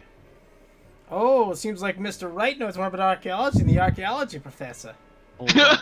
Hold my beer. Oh, got him! Hold my beer. All right. So, Holland, you recognize the name. Same thing information the bartender gave. Milo, you know that it is a legend among Egyptian legends, saying that he basically had a large following and actually was the ones that instructed them to build a Great Pyramid of Giza as a giant joke. It was not actually dedicated to a pharaoh, but to Nyarlathotep, but history has been misconstrued about that, and you've read the original tablet saying it was based upon him.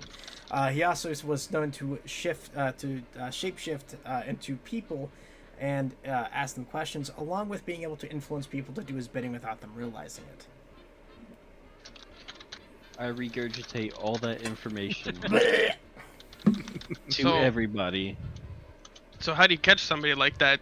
That could just be any of us, Literally anybody anyone. else, anybody. Yeah, like anybody. That's the beauty of it. You have to. You really don't, honestly. I mean, he usually resembles.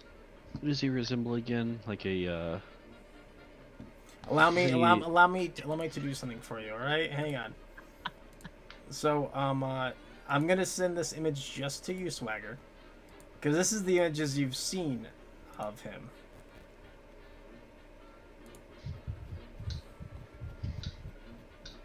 Fun fact: this was actually the information that I liberated from some of the pyramids before having to run away from the police. Yeah.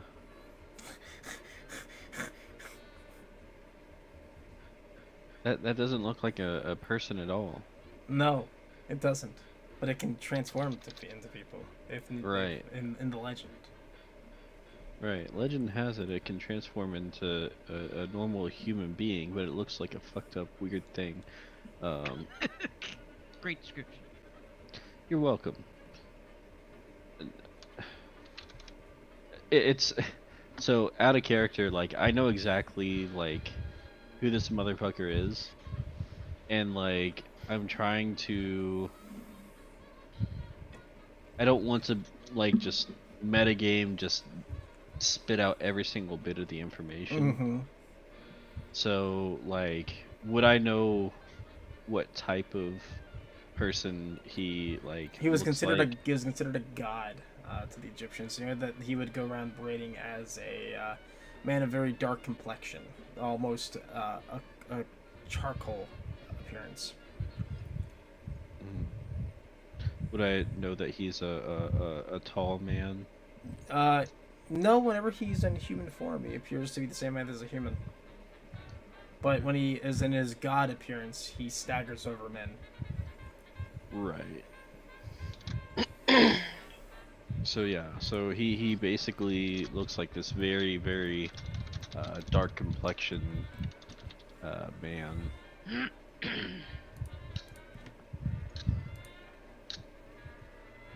He's very charismatic in the sense that he can literally get you to do anything that he wants you to. So now, one of my big questions is, what's this got to do with the case? Like, how does it happen that a lady that apparently wasn't dead 2 days ago is dead, body stinking yesterday? Around this time, you hear the sounds of sirens rushing down the street. Ah, damn What the it. hell? Oh. Mary will go to a window. You see 4 or 5 cop cars just zooming down West Solensall Street. Who's the one that made that guess that it was gonna happen again? Don't look at me. That was Mr. McKinley. Mr. Kinley, you're fired. I stand Or up. no, Mr. or Dr. Klingler said it. Dr. Klingler, you're fired. I stand up and make my way to the door. Alright. You make your way to the door and you see cops just hauling ass and stopping further down the street and forming up a perimeter.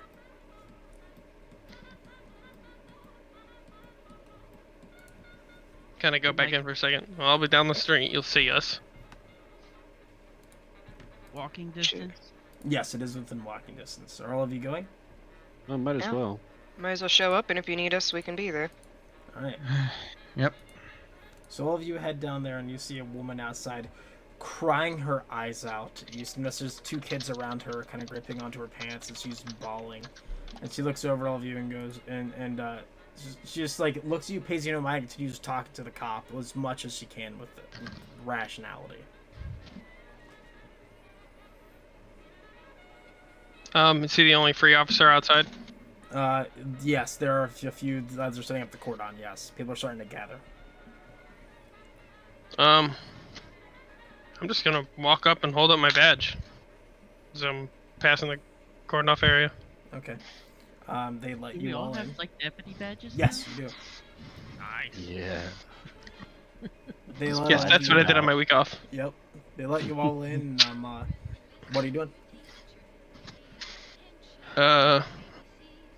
Any free officer available here? Say again? Any free officers down here? No, they all seem very busy. But this song is perfect for what you're about to learn. Continue. Let's take a look around, shall we? Mm-hmm. Start grabbing my camera, wiping it, the lenses, getting it ready. All right. Is this a house, an apartment? It is a house. I will circle it on the map. I was adjusting the music volume. That way, people watching the stream could hear what I mean by this. Right here.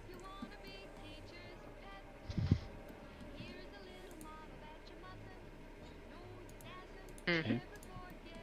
What is that off to the side? The blue one? That's the Tudor house.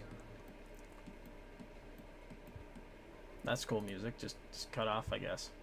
Yeah, I see that. He said, "Fuck you." There you go. All right. All right. So what are you doing? I mean, obviously there's a body somewhere, right? Yep. What is the general Well, you don't statement know, that we get actually, from no. the officers? Worry. What's going on? We don't know. You need to talk to her. Her? Who? See, they point to the woman talking to the officer on the porch. Probably just waltz up there and I guess listen in for a couple seconds. Mm-hmm. Robert, you gonna interrupt at all? I probably will interrupt her when is she like frantic? Yes, he's very frantic. In fact, whenever the officer sees you come there, he just flips his notebook shut, walks off as all of you approach the front porch. He looks at you and goes, Are you detectives? Well, marshals, actually. What seems to be the issue? My kids are playing hide and go seek, and my youngest just they haven't been able to find them. I didn't go seek. When did they stop playing this morning, or what? They were playing this morning. I was cooking in the in the kitchen, and they were playing in the living room and in the kitchen and everywhere. And I was just listening to the radio while I was making food, and then they started getting worried because they couldn't find Johnny, and then I just don't know where he went. They were missing inside the house. Yeah, Do you mind if we take a look around? sure. And she lets you guys in with no hesitation. The kid just still gripping the mother's dress. Mary's going to stop and kneel down next to the kids and say, "Can I ask you boys a question?" They both nod their head.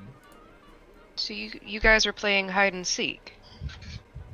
You notice the older one playing on 13 goes, yeah? Who was the one seeking?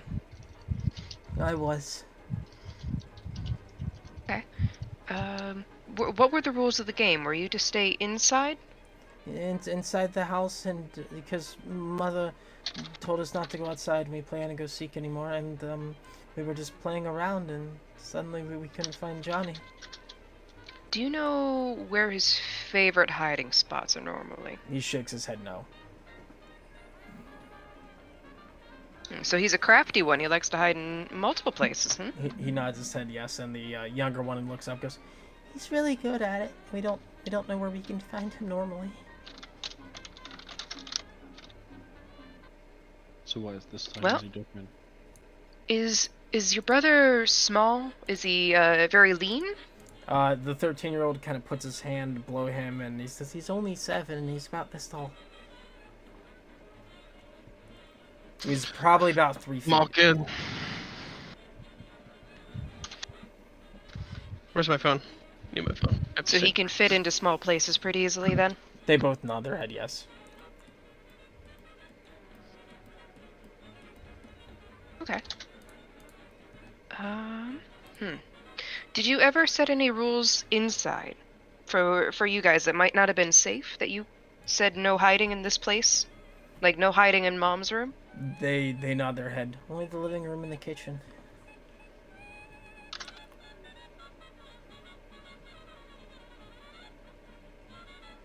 Okay. Those are the 2 places that you were allowed to hide. They nod their head. Okay.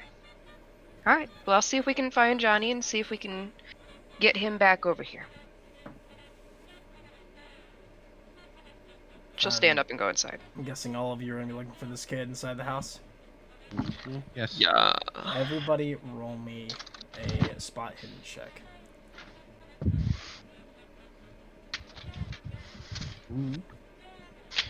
Courtney, call my phone. Hey, I finally got one right! I got a spot hidden for once. With Alright. extreme success. I'm calling. I just barely made my spot hidden. So, with Mary's 8, Dan. Mary, you walk inside the kitchen. Everybody else are kind of looking underneath couches, inside of closets, stuff like that. And Mary, you start looking through the cupboards in the kitchen, and eventually you open one. And you see what looks to be a dried husking remain of a 7-year-old with a petrified look on his face curled inside of one of the cabinets of the kitchen. Looks like he's been dead for probably between 5 to 6 months. I just heard my phone talking to me. Hold on, you are gonna have to repeat that. You found a... Dried husking remains in the kitchen cabinet? Yes, of the child. His face is petrified and feared. He looks like he's been there for 5 to 6 months. And I need you to make me a sanity roll. Sanity roll. Main page. Yes, yes. Nope, that one. All right, you lose 1 point of current sanity as you kind of jerk back, gasping for air, seeing this before you. This horrible, horrible image. Oh, jeez. I think I found him. So y'all just You rush found over him. to him. I'll go on over there. Yep. Is he sporadically decayed like the woman was? Yes.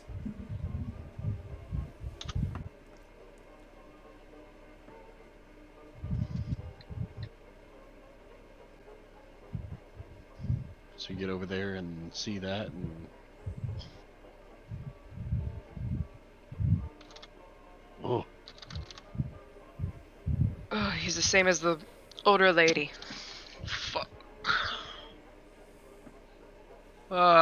This was instant. They knew him. They saw him this morning. Hey, Robert, you see any burn marks around him? I was just thinking that that's what I was actually considering looking for. Let me get my flashlight. Roll a medicine check. My medicine is null. I have a feeling If I get Holland this, already you- has on his camera. Yep. If I get this, you owe me a cookie. Ooh, a fumble. So you go to look. You and told when me you it's a do- 1%. And when you do, you move the head slightly, and you feel the sinews in the neck starting to detach, and the head slowly ripping I off. wouldn't have touched it. Hell no. Well, you did with that fumble.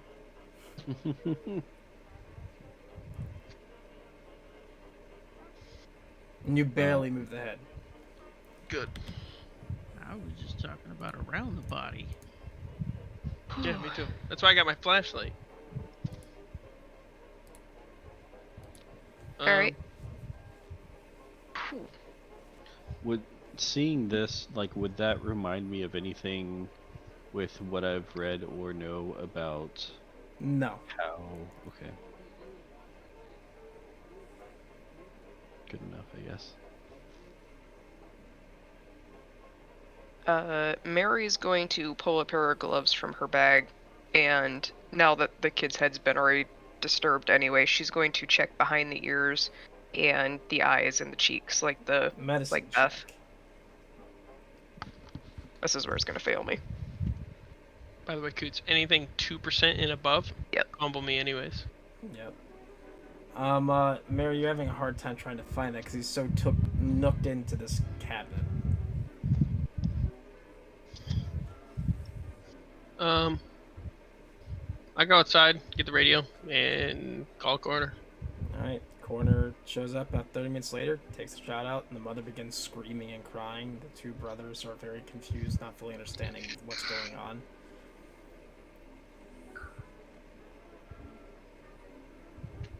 I'm gonna go outside, sit on the porch. Are another one of the detectives here yet? No, neither of them are there. Yeah. Apparently they've had other calls. That's fine. Walter would like to look inside the cabinet to see if there was something maybe Clue was playing with that caused this. Roll a heavy machine. A heavy Heavy machine? Operating heavy machinery. Oh, I know what it is. Okay. Oh! There you go. Okay. With that, you notice that there are scorch marks along a wire leading inside the cabinet and up.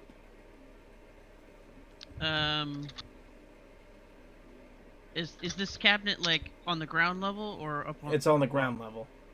Okay, so following that up, is there like an outlet there? Yes. It's a dumbwaiter. I would ask if anyone's got some screwdrivers or whatever to start pulling off this outlet to see if it's damaged in the wall. Mary would go to the junk drawer of the kitchen and see if she can find it. You find it. Nice. Everyone's got the junk drawer. Yup. Yeah, so I'd pull Yeah, off buddy. the housing for the outlet and everything. You And know the inside of the outlet is also scorched, and the wiring leading all the way back is scorched too. interesting. There's a very blackened residue of scorch marks along it. Does it look like it leads anywhere else? Just in and out the house. Out the house. Okay. Does this wall, like, is the other side of this wall outside the house? Yes, and you go around the outside of the house and there's no damage on that side.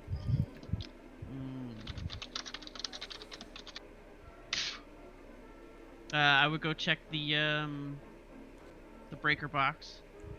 Alright, breaker box is all good. There's no blown fuses. Well, that just don't make any sense.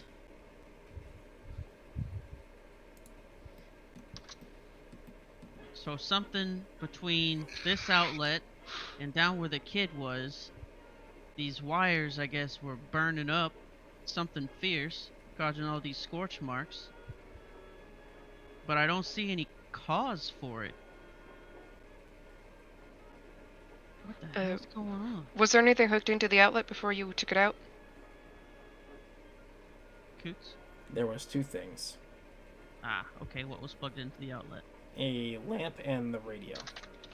Lamp and the radio. Okay. Alright. Goose, did you get my message?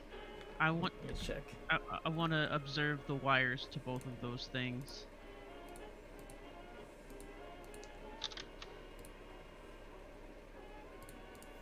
Alright. Yeah? The wire on the radio is untouched. The wire on the lamp is burned. Is the lamp working? The lamp is working fine. The radio is dead silent. Is it the same radio? is silent. Is it the same radio the other lady was? Yes. The radio is silent. Is mine the same radio? No. Yours is a two-way band radio. This is a public radio broadcasting device.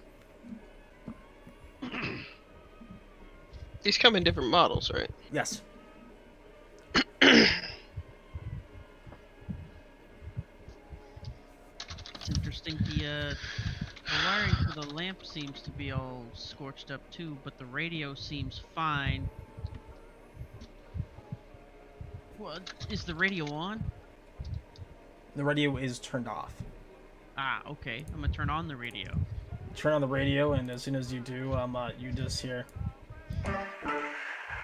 Thank you all for listening to that reveling sermon. We'll be right back at you tomorrow morning. And then it goes back to music. Alright.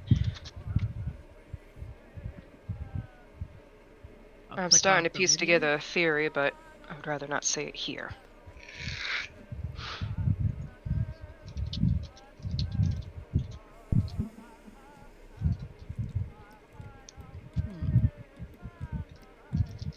don't know, guys. This electrical problem doesn't seem to be any kind of normal. For these wires to get this hot, it should have, you know, set off one of the breakers. But they're all fine. What? Be fuses, not breakers. Fuses, sorry. Larry the electrician being like, I see what's happening here.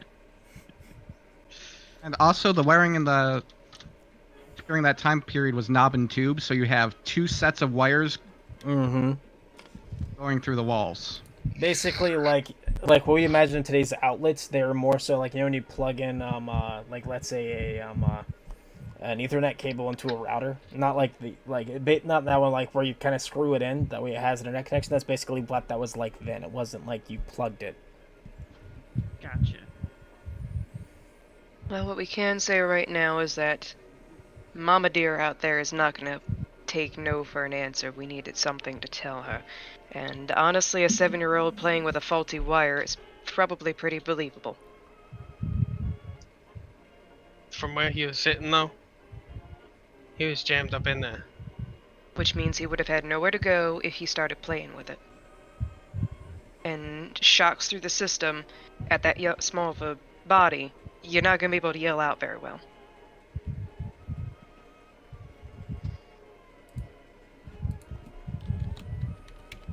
And if she was in the kitchen cooking, there's a chance that the noises she was making was outdoing anything that he might have been doing. The electrician in me is screaming, "That's where you're wrong, kiddo." She's not an electrician, though. That's probably the best story that we have for her right now, if we need to give her an answer. You can tell her. Yo, the deputy.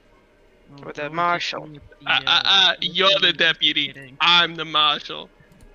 You're the marshal. That's your job. She's gonna pat you on the shoulder. Whatever. Ma'am, Yes. look. No, this is a bit of a tragic time, but we're gonna continue looking into this. Right now, it might be faulty wires. Might have been bad shock. Son might have gotten electrocuted. Might have not heard it. The kids might have not heard it because they were too busy focusing on hide and seek. But I assure you, we're gonna get to the bottom of this. We're gonna make sure everything's okay. She just nods her head at you, tears are streaming down her face. If you have any other questions, please feel free to contact the local police. We'll answer your questions as we get answers for them. And she just kind of nods too. She seems to be non-verbal response, kind of just nodding. Mm-hmm. Just gotta keep it short and sweet. Then, kind of close my eyes with her for a second, put a hand on her shoulder, and just back away. Is anybody else doing anything else before you all leave this house? Other than a few pictures of the area and the electrical and everything else. Not really Okay. anything else. Alright. Mary? Mary is going to stop and talk to the woman real quick and say, I'm a local nurse. If you want, I can report this to his doctor. That way they have an updated medical record for him up to current. Where is his office? She's completely nonverbal at this time, so she doesn't say anything. She just kind of nods at you and is continuing crying.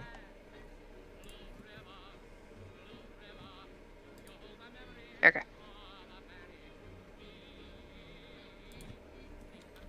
Alright, she'll leave that there then.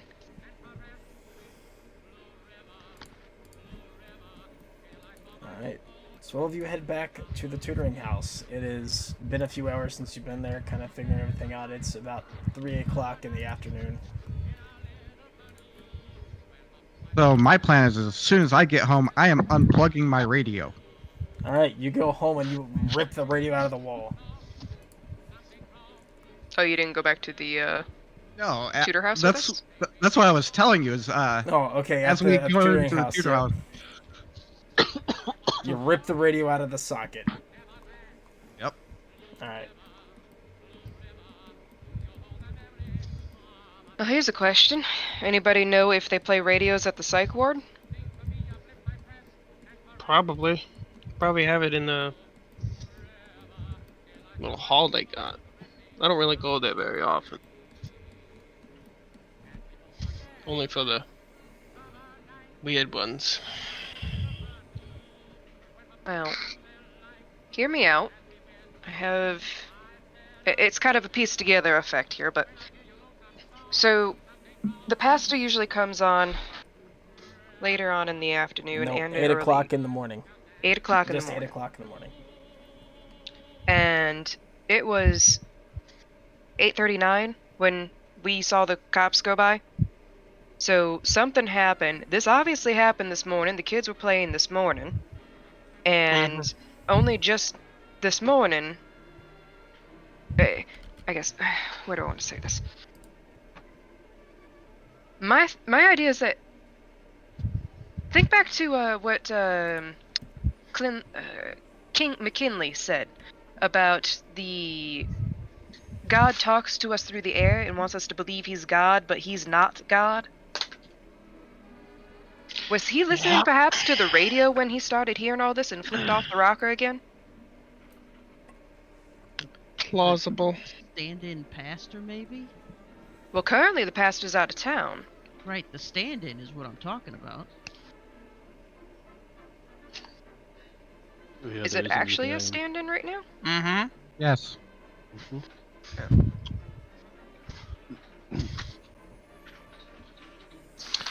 And that would be fuck. Jeremy Caldwell.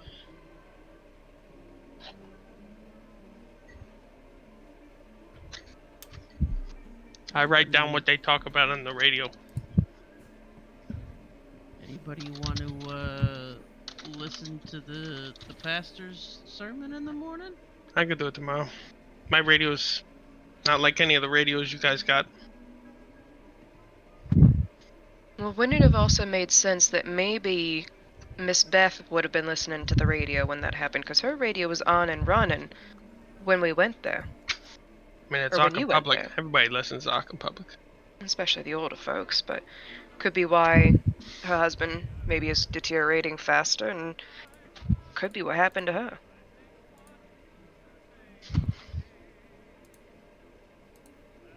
And the burn marks, too. Mm-hmm. She had some scorching. She'll point to the camera. You were taking pictures of scorches, too.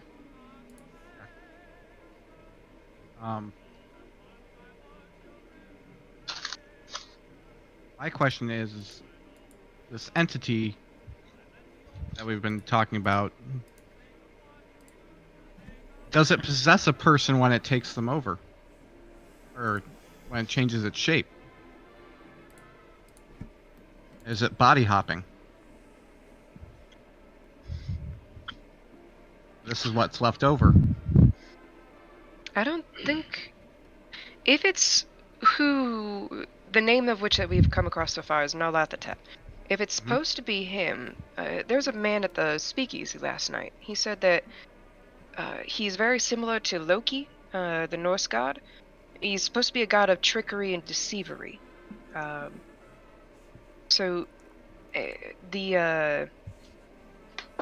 He's a talker. He can get people to do what he wants. I think either the old pastor or the stand-in is currently our targets. I think it's the new guy. I believe it's the new guy as well. She started a week ago. Mm-hmm. If you guys remember when we was investigating, the father went missing on that Sunday. Have they said anything about where he's at? Out of town. Just out of I town. have a feeling he might be at the institution. The old father? Yeah. out of town is just a nice way to let the public know he won't be speaking for a little while. Yep. You could ask. She'll look to Robert. I'll call and see if they got an O'Malley. All right, You mean- you call the insane asylum, and the phone rings, and eventually you hear somebody pick up. Hello? Hello? This, Arkham Asylum? Maybe. Who's this? Robert McAllen's 5'1", U.S. Marshal. Oh, hi, McAllens. How are you doing? Wonderful. I'm having a grand time. That's great. Did you hear the radio message? I was, tuned out today, actually. I told you. He's not really God, but he thinks he's God. Everybody thinks he's God. Hang on, is this Rob? Yeah. Do you not recognize me? Oh, I immediately recognized you. He took my eyes, but he had my ears open. Rob, is there an O'Malley there with you? O'Malley. I can't recall if he is or not. Do you want me to put one of the orderlies on? They're a bit tied up right now. A bit tied up. Ah, Look, do you know what happened to the old father on the radio? oh, I heard he went on vacation. I don't think he's on vacation. Well, I don't know if he's here now. You can come by and check. The orderlies probably need your help. They tried to put me in a straitjacket, and I don't like straitjackets. Damn it, Rob. It's okay. They're sending the cops. I hear them outside. I'll be back inside my cell soon. But just remember, he's in the air. He's in... And then you just hear a cop saying, "Get him!" Get on the fucking ground!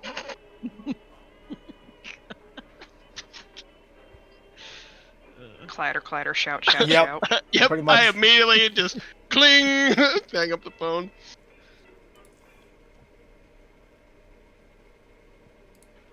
Well, I talked to our boy Rob. That's a little weird. McKinley answered. Uh-huh. Alright, Said, this is gonna be an interesting story. How tell? Said, the orderlies wanted to put him in a straitjacket and, they were tied up. A little busy. should we head over there? Nope, the cop's out of there. I hung up before they could answer the phone. Oh, I mean, we could at least head over there and see if we can find records. And while you guys guys are talking, killing me. you hear the radio that was unplugged by Holland begin to go off. This just in. Jerry Caldwell wants to give another sermon. Pastor? And mind you, the radio is unplugged. Hey, why's I that doing that? smash it.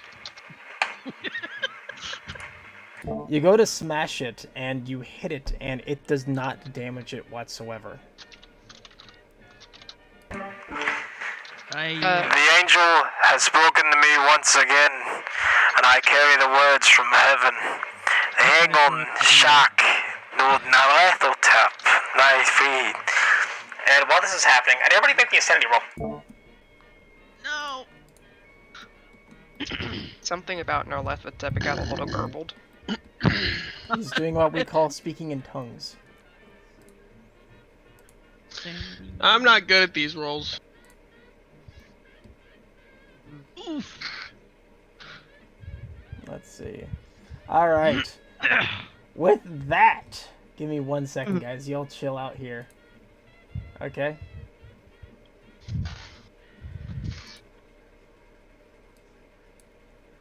Walter, Oh god. you notice that while the radio is playing, you begin to see a black ooze begin pouring out of the speakers and begins coalescing on the floor, growing to a larger and larger black mound. Tendrils begin to form out alongside it. And as it begins to correlate and come together. You look up at this thing forming before you, and what you see is this. I'm about to link you. Give me 1 second once I find the image. You see this form after it's poured out of the speakers.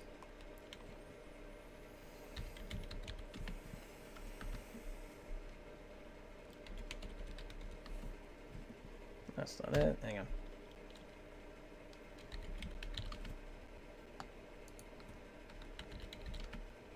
Oh, come on.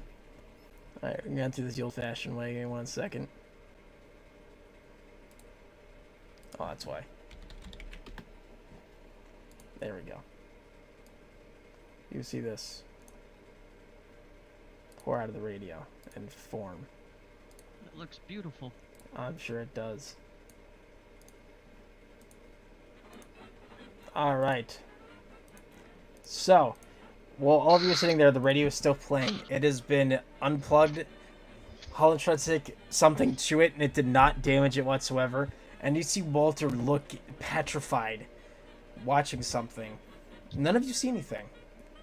Walter, you saw what I described to you. You sound garbled. Yeah, it was garble. Oh, Garble. okay. All of you see Walter look horrified. The radio is still playing no matter what you guys did to it, and Walter is just terrified right now. The radio's unplugged. It's been hit by something by Holland. And Walter, are you running or are you fighting? I'm going out the fucking door. Wonderful! I've been wanting to do a chase. All right. So 1 second. Allow me to open up something real quick. Allow me to change the music real quick off of this. All right. Maybe 1 second. Because we need better music for this, right? That's about to happen. All right. Kind of catchy. Yeah, I kind of like this for a chase scene. All right. Right. Very Scooby-Doo effect. Oh, dude, I can pay my property tax with PayPal? Let's go, dude. All right. Let me turn up the music some. I recommend you all do too.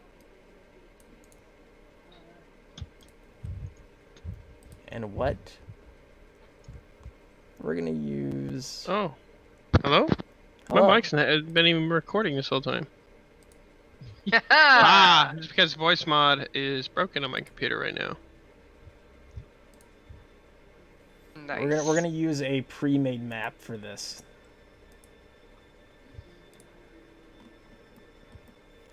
Okay. So, all right now, let me add all of you real quick. 1 second. Actually, it's gonna add.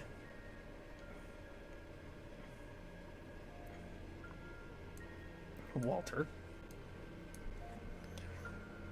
And delete all of you off of the combat tracker real quick, except for Walter. So Walter, if you can do me a favor, Mm-hmm. please, if you would, make me a dexterity check. A dexterity check? Yep. Does this have anything to do with dodging? Because I was right. Constitution check. Constitution check. Constitution. Okay, that's different. Fuck me. All right. So, what is your speed? Move rate is 9. Move rate is 9. All right. So your move rate's going to be 1. All right. You have 1 movement per round. Each one of these circles is an area you have to get to. That's one spot you can move to. Okay. Okay. I wanted to run out. Yeah, you're running out. What? That's the main door. Okay, well, it's a bit of a window, but anyways. Okay, so 1 second. Not does done yet. that take me 1 step in order to get to each of those circles? So the way this works is, yep, 1 step to get to each of these circles. Okay. So go ahead and use your action. You go first. Do I have to go to that one to my left first? You have to go to one to your right. Okay. So, there. Yep, let me unlock it. And, boop, you're good. Move over there. Alright, now it's this thing's turn. It moves right to here, and it seems to be following you. So now you have your next movement, and it's going to be a terrain check to get the door open. So it's going to be A what difficulty. check? Difficulty terrain. Basically, you're trying to get through the next circle, which is a doorway, and the door is shut. You're trying to open the door. Alright? How do I do this? So move to the next circle, and then your next turn, you will roll to see if you can open the door. Okay. Alright. Walter, go ahead and roll me either a strength check to bash down the door, or a dexterity check to see if you can swing it open. It's exactly the same. We'll try and like shoulder charge the door with my strengthy strength.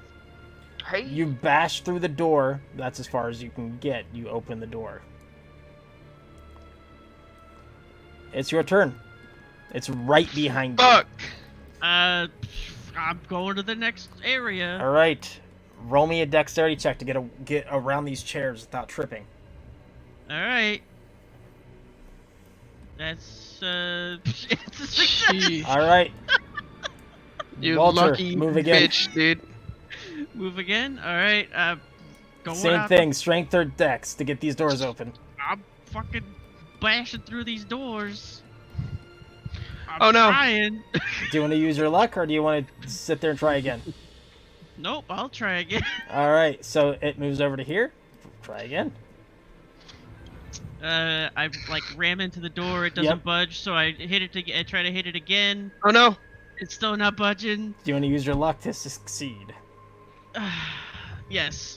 All right, use your luck to succeed. You bash the door and you start running, and this thing exits outside. And as soon as it gets to right here, it starts to fizzle, and almost as if white noise on a TV whenever you can't find an actual channel with cable, and it begins to shudder and shudder, and it seems as if it can't move from this point. And eventually, it just you can close that map. Oh my god. So after seeing that, Walter's probably on the ground, panting and like, I don't know, rolling around like, what the fuck just happened? We watching this guy just have like a fucking break. Yeah, you guys were very confused as to why he just ran out freaking the fuck out. What the hell happened, man? What's he do? What are you doing? Well, there's a thing, this black, like, ooze. There's like a ball of By the way, ooze the kinda radio chasing just me. stops. It just stops working. It just powers off. What are you talking about? Wasn't I don't know anything what- there. You didn't see it? It was huge. No, we were all sitting down, and you decided to freak out. Oh gosh. Maybe I need to go see that doctor lady. Oh, that Before you- reminds me. I'm so sorry, Adano. Please roll me a sanity check. Another sanity? Yep. Oh, All right. Roll me an intelligence check. Oh no. Don't understand it. Roll me a d10. You didn't understand it. You're good. You didn't understand it, so you're good. You lose 6 points of sanity, but you do not go crazy. You just didn't understand what it was. 6 points of current or max Current. sanity? Current. Slow down. What did you see? I just told you it was like a black oozy thing. It came out of the radio. Did it do anything to you? Did it? It fucking chased me out of the house. So where is it now? I don't know. I got out of the house and it just kind of evaporated. Evaporated. I don't know if that's the right By word. the It's way, like the it- best way to explain what it almost was like- doing towards you, Adana, was wrapping its tendrils around things and going after you. So it wasn't walking, it was just wrapping its tendrils and dragging itself along the ground. Right. I've pretty much only described it as a ball of ooze at this point. Yeah, black ooze ball. So it just disappeared when it got outside? Did it do anything weird? I mean, it chased me. That's kind of weird. It came out of the freaking radio. That's kind of weird. came out of the radio? Yeah, it was like the pastor or whatever was saying some weird words, and all of a sudden this black goopy stuff started coming out of the radio, and well, I fucking ran. Where's the spot that it disappeared at? I point just outside the door, basically. Is there anything like on the ground? No. Was it saying anything? Did it make any weird noises? I mean, weird noises probably, but It made no noise. no noise. Okay. Except the no, static, just, right? You know. Except for the static noise. Well, I mean, when it disappeared, it had that. It had like a staticky noise. You know, like if the radio's on the wrong station or on the wrong dial or whatever.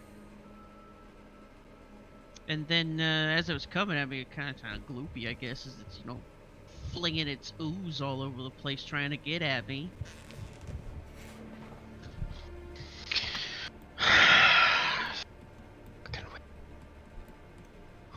I need a drink. I didn't Robert. see that. Ah. You still got that two-way on you? Uh-huh. Can you turn that channel on to 2-1. 2.9? 2-9. Yeah. Static channel. And thank you for listening to that sermon. Wonderful stuff. Back here tomorrow at 8. Now for more music.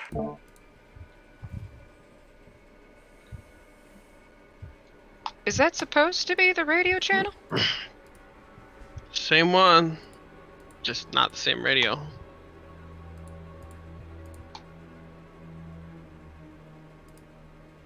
These have a little bit more power in them. I don't know. Oh shit, that might have been slightly meta. Would you have told her that what the radio number was and what the Well, I hospital said it. rating? I said it wrong. Yeah, 2-9. It's a static channel. Okay. If it's supposed to be a static channel, why did the sermon just end up on that channel? I don't know, but I think I'm gonna go home and keep listening to it. Just be careful. Yeah, I think yeah. I'm gonna go home and put my radio in the fucking dumpster outside. Might not be a bad idea. Robert, can you please not be alone tonight when you're listening to that? Hmm. Yeah, I think we need to make sure everybody's at minimum in twos. I think, whatever this is, it might not be able to come far from the source. I don't know if anything with outside has any effect on it, but it might not only be able to go a certain distance from radios. So if we have at least in pairs of twos, we can... Whoever's not seeing this black ooze thing, then they can help the other one get away faster.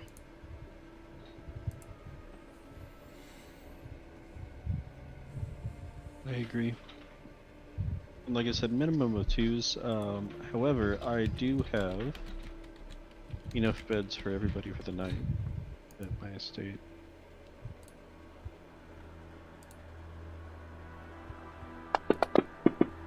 Yeah, I don't mind.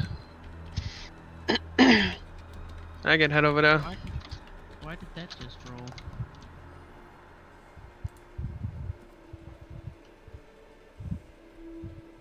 You had a realization check.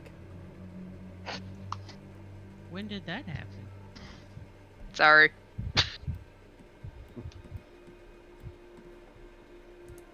From you losing that much sanity, you need to do Oh, me a did- favor. So you're going to do this. Did you roll that for me? The game automatically rolls it itself. Okay. So what we're gonna do is you're going to roll on this, and you're gonna drag that roll die onto the tower, and I'm gonna send you what it says.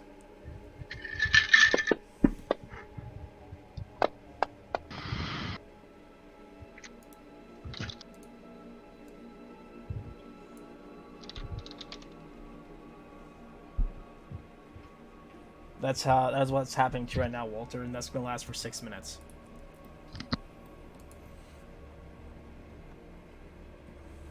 Okay. That's interesting. All right.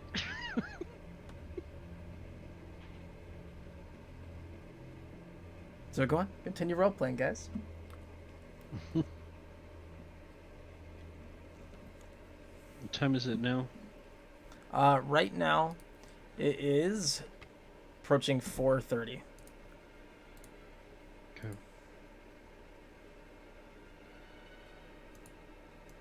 I was gonna say we'd be safe until 8 in the morning, but now the pastor's putting out random sermons, so I'm not sure what times are safe. Where is this guy broadcasting from?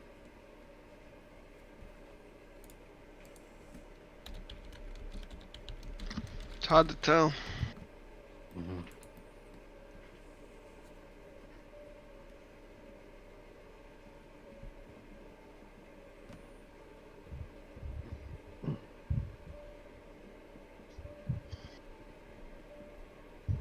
I don't know.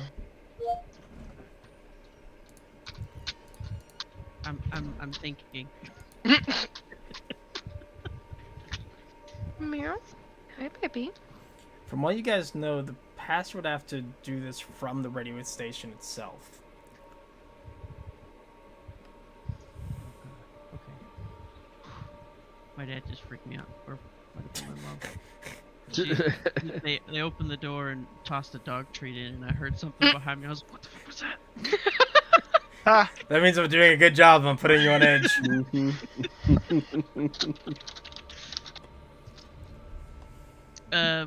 Walter's gonna get up off the ground and start heading towards his car. Where you going? I'm going home. I'm gonna go put my radio in the frickin' thing. I'm going home. I'll see you guys some other time. Hey, no. What did we say about sticking them in pairs? No. It's fine. I'll be fine by myself. It's fine. I don't need you guys. I'm gonna go and fuck off. You know. You can No, just hey, stay It's fine. here. Don't worry about it. No. It's Walter. fine. It's fine. I'm It's gonna fine. like start walking. I'm gonna start like walking up to him and like eventually reach Look, him you and need to be stay like, back. You need hey. to stay back. "Listen, You need to You calm need to stay down. back. you need to calm down." No. You need to calm down. You need to let me get in my fucking car and leave. No. You gonna stop me? Yeah. If we have to. Come on, guys. What's wrong with me going home? You can stay here. You need to stick with us. No. I need to go home. I need to go home. Walter, Please. honey, No. can you talk to McDonald before you go home? McWho? Or McDonald, Donald? I don't remember her name. Will you let me go home if Ellie. I say yes? If she says yes, then yes. Sarah McDonald. I don't know. I don't know about that. Are you sure she can be trusted? I mean, I don't know. I don't know what's going on anymore. Yeah. I need to go home. She's been recommended by somebody very high up in the Silver Key Society. So yes, she can be trusted for these sorts of things, honey. I only just met the guy like a week ago, and all this weird shit started happening. For all I know, he's the one doing all this shit. I don't think that's the case. There's definitely some Yes, Sarah weird McDonald. things at I've play been here. drugged. I've been drugged. That's You- got to be what it is. I got Nope. drugged. Oh, what the hell's going on? Is there, Mary? Is there anything that would do this kind of shit? Psychedelics would, but he hasn't touched nothing as far as I can tell. Walter, it's still early in the day. Can you sit here for a few hours and we'll have, Sarah McDonald come by and see you? Here? Alright, fine. It's the safest place to talk. Ain't nobody gonna judge you up here. Grab Alright, his keys. alright, fine. Alright. Holland, did you ever go, to use those pictures and finish them? That's gonna be my plan for this evening. Okay. So And I'm gonna also bury my radio in the backyard. alright, so all of you staying with Walter, put an X in chat. Those of you going home or doing something else, put a Y in chat. I figured. I don't know. Alright, so Mary's staying with Walter. Holland's Until going the home psychiatrist to is finish done. the pictures. I guess If anybody everybody- wants to go with me, so we have 2 people. Yeah, we need multiple people with each other. Alright, well I guess Tell you that what, leaves, after that leaves Milo and Holland to Milo. go together. yeah, I was about to say after you guys meet up with the one lady, let's all meet up at my my estate. How about that? Not bad. Yeah, Sounds we can like do a that. good idea.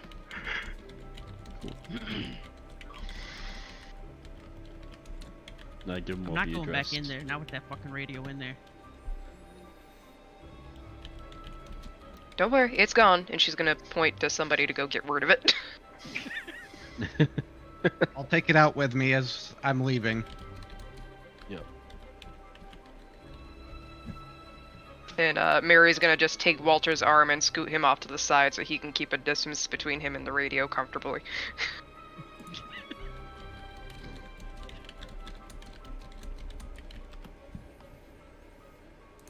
Alright, so you Alright. guys, I'm gonna do Milo and Holland first. You all head back, and you go in there in the dark room and you begin publishing these photos and dipping in the solution, hanging them up, and you're starting to notice something forming in the photo negatives, Holland. That's starting to bother you. Oh boy. You two are seeing something in these images that weren't there when you took the picture, but they're definitely there when you look at them. It's almost as if they're invisible. And What are we the seeing? picture gets clearer and clearer. And what both you see is I swear, if it's gonna be this fucking thing. The fuck? Oh, what the hell is that?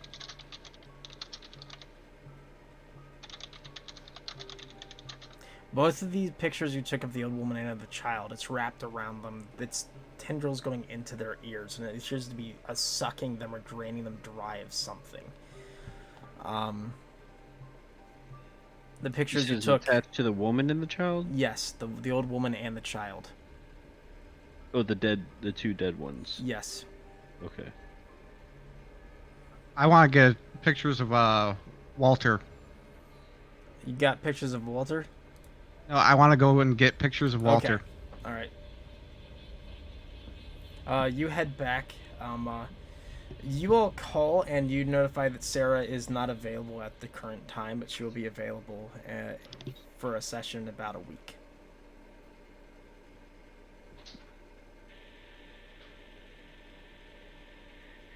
However, there is another man. She's a woman. There's a man there also who is part of the Sober Kids study that is training under Sarah that is happy to talk to you. And he drives down while they're doing this with the photo. And you see a guy come in, large mustache, kind of looks, and just looks around. Here to see a patient?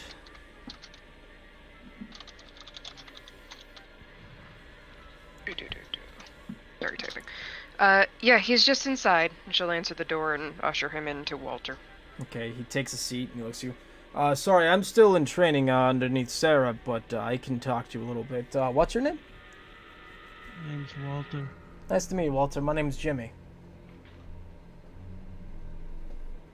He extends his hand to shake yours. He kind of Walter's got like his hands over his head, and he just kind of looks up and kind of waves his hand at him. So tell me, Walter, what seems to be bothering you? A fucking wow, ball of ooze came out of the radio and tried to get me. I got away from it, but I don't know what that thing was. What seems to be your issue with Your friends. I understand that must have been a terrifying experience, but your friends seem like they're trying to help you. I don't know. They didn't see it. I'm like, how could you not see it? That thing was fucking huge. I mean, You ever think maybe you saw it and they didn't because there's something special about you? me, there's never been anything special about me. There's something special about everybody. You just have to find it. Oh, I don't want to be special, Doc. I understand, but you are. I know that you're special to your friends, and you're still here. You're still in one piece. Yeah. 'Cause I got out. Alright, well, here is Sarah's card. This is her phone number. If you ever need her, you reach out and call her, alright? If you ever need me, if she's not available, here's my card. Just call me if you need anything. And trust me, you'll be okay. Whatever happened, the worst is now behind you. And he gets up and walks out. You regain 2 points of sanity. I wish it was that easy. I know. I was gonna do the Damn. whole shrink thing, but I don't want to spend the remainder of the session being a shrink. Right. Um, Holland, take a photo of the radio. I'll do that too. all right, you guys get back, and you see a car pulling out, and you enter inside, and you see Walter just sitting with his hands behind his head, sitting back. You see Robert and Mary is there with him. Did we bring What? with us the picture that had? Yeah, I would have brought it, and I'd be like, I want to take pictures of all of us to see if any of these things are on us.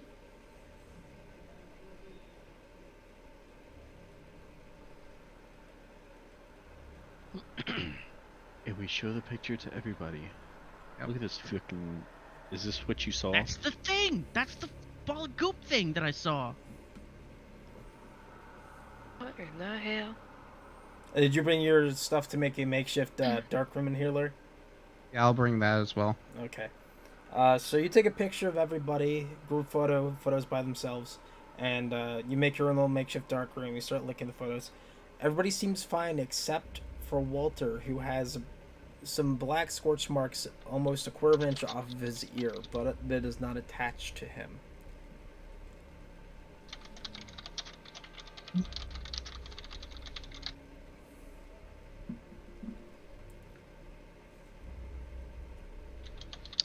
When we see the scorch marks in the photo, Mary is going to walk up to him and inspect his ears. You look at his ears appear fine.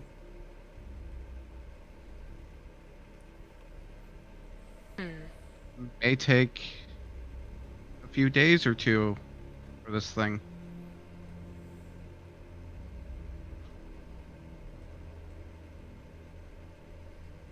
Maybe that's how it starts. Yeah, nobody is staying alone for the next few days. And with that passes the night, unless you guys plan on doing something. So Robert, are you still with us? Dan?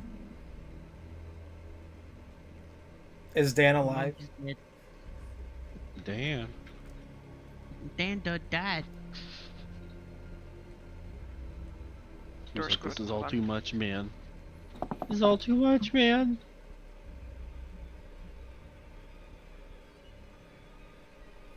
Hold on.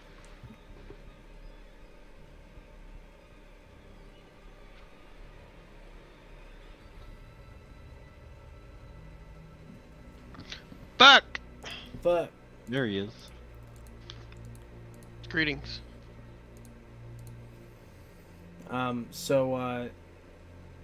like I said, the night is coming to an end. Do you all want to head back home, or do all of you want to do something tonight? Is there anybody else that's part of the Silver Key Society here? No, it is just you all. I would like to call up professor and say, everybody in the society needs to get rid of their radios. All right, I'll make it done. And he hangs up the phone.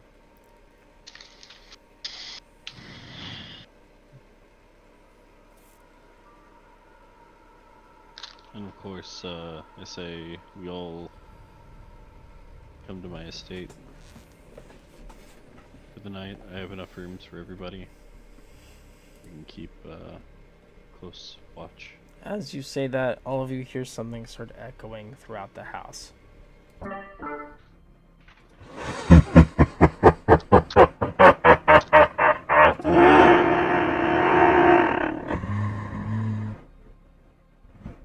You're all so fun to watch.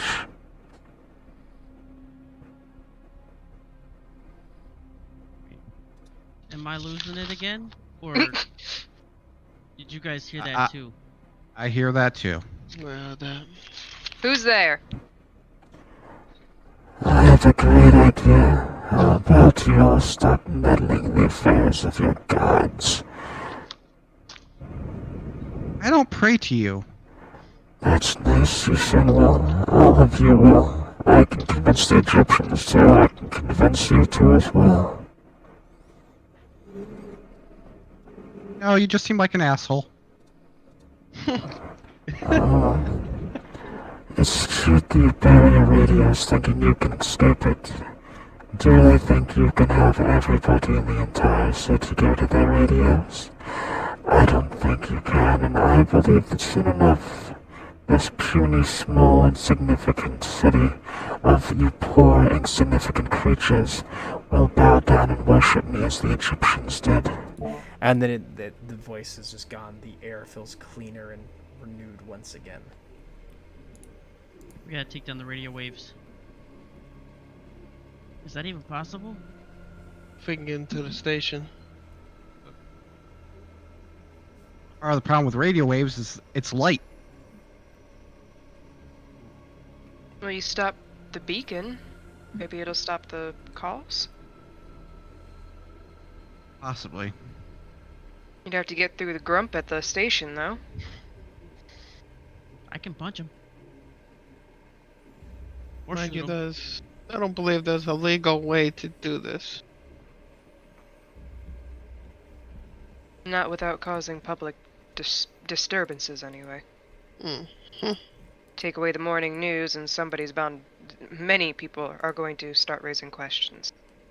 I definitely feel like investigating the radio station would be a good idea.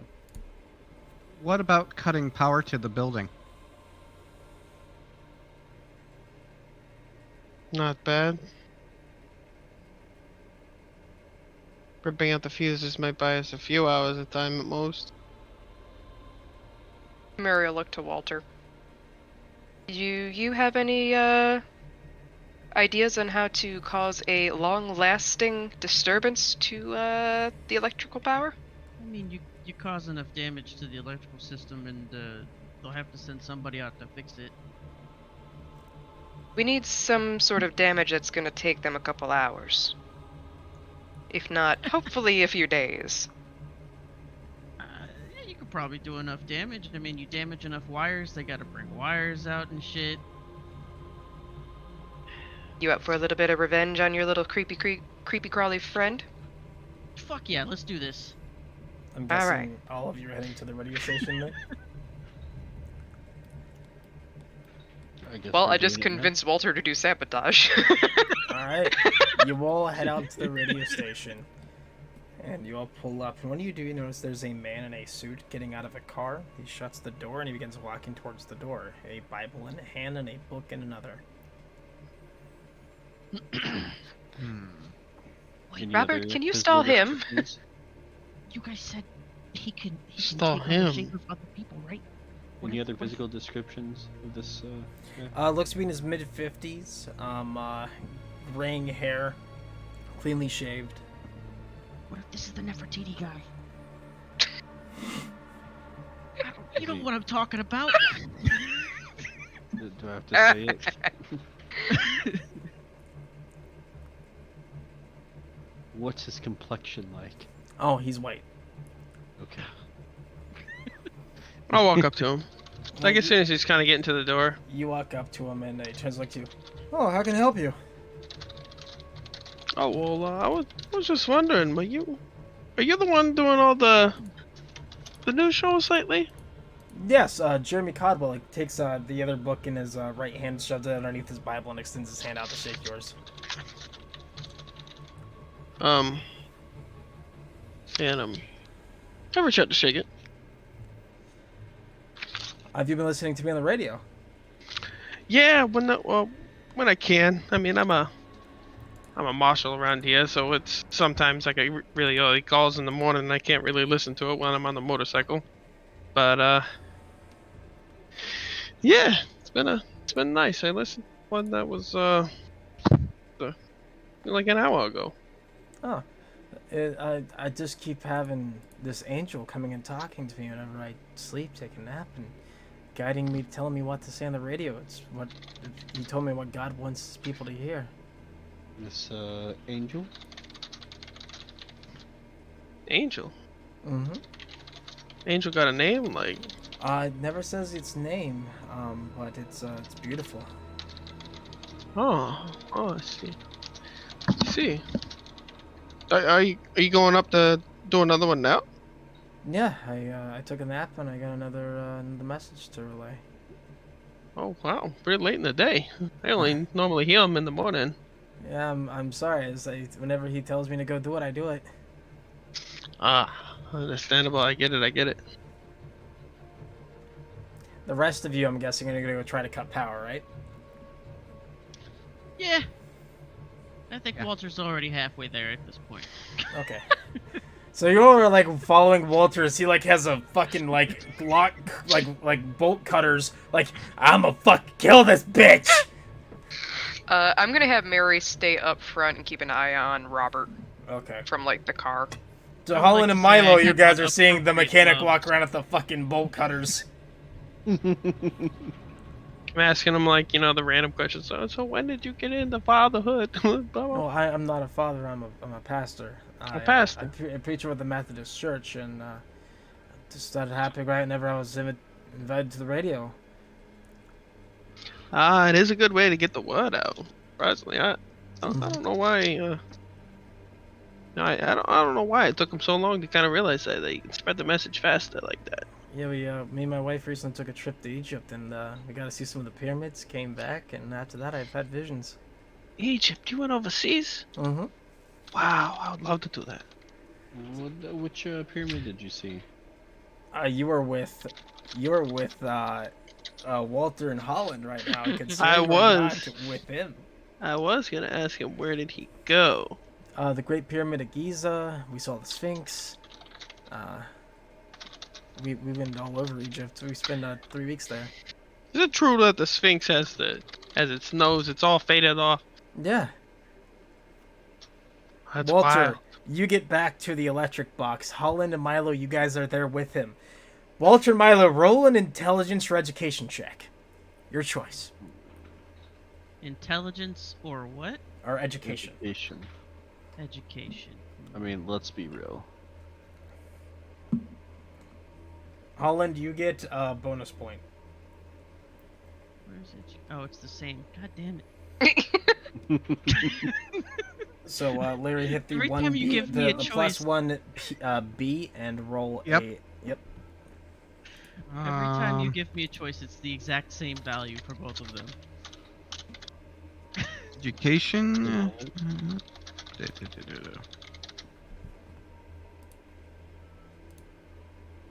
What's POW? Power. You get your energy from prisoners of war.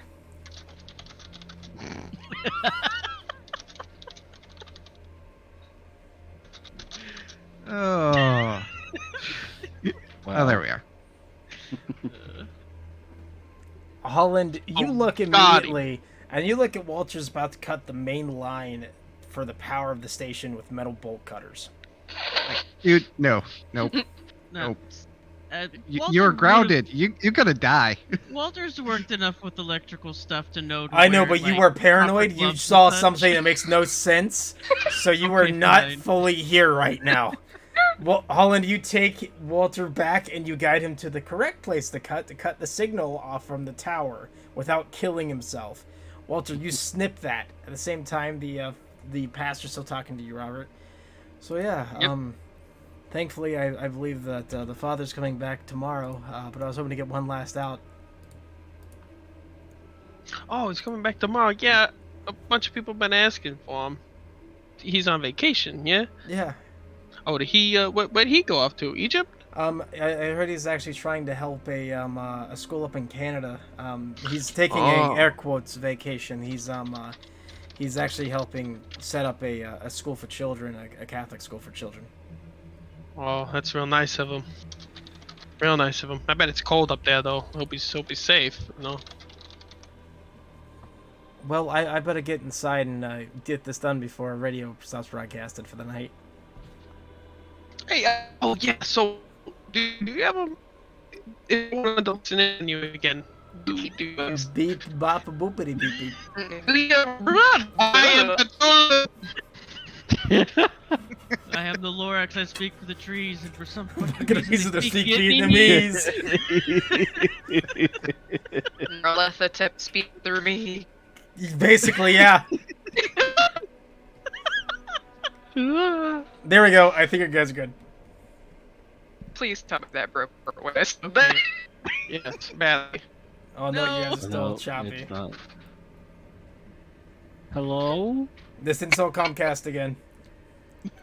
It's not Comcast anymore. It's called Narletha. Okay. Come on. Shitty piece of crap. It's the Egyptian god guy fucking up. You're trying to fuck up his Yes, the plan. Egyptian god, Okay. internet of god. Are we done? Little, you're getting better. In hell, dude.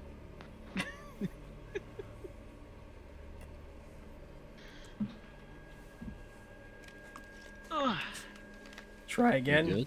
Ah! but What? Wally.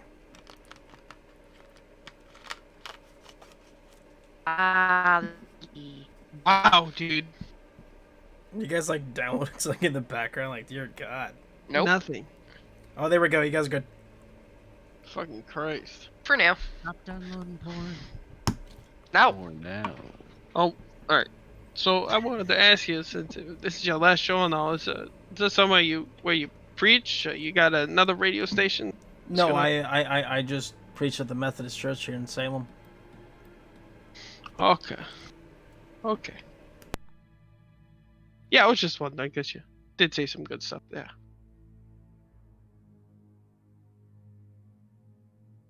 And with that, he nods to you, turns around, and walks inside the building. And at that time, you see Walter giggling maniacally, holding a pair of bolt cutters as Holland and Milo follow him with the same frantic, like, what the fuck did we just witness kind of mentality. Well, how was your conversation? Wonderful. Enlightening.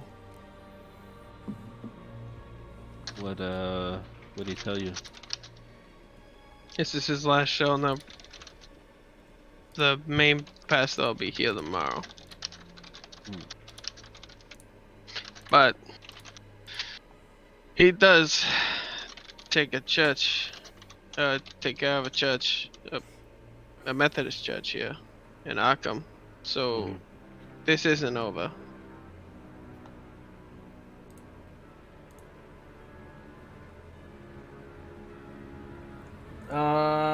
Courtney, yes. You heard word for fucking word. Sweet. Jesus. Make sure you guys are notating all the skills so you get right. Fucking successes tonight. And extreme I'm gonna go ahead for and do another- this.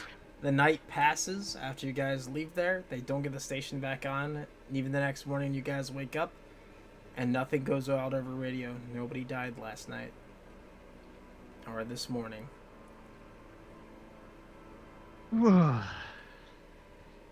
Okay.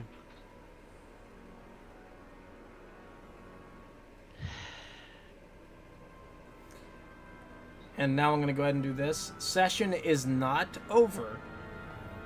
But I'm going to ask you guys this question. How did you enjoy that investigation?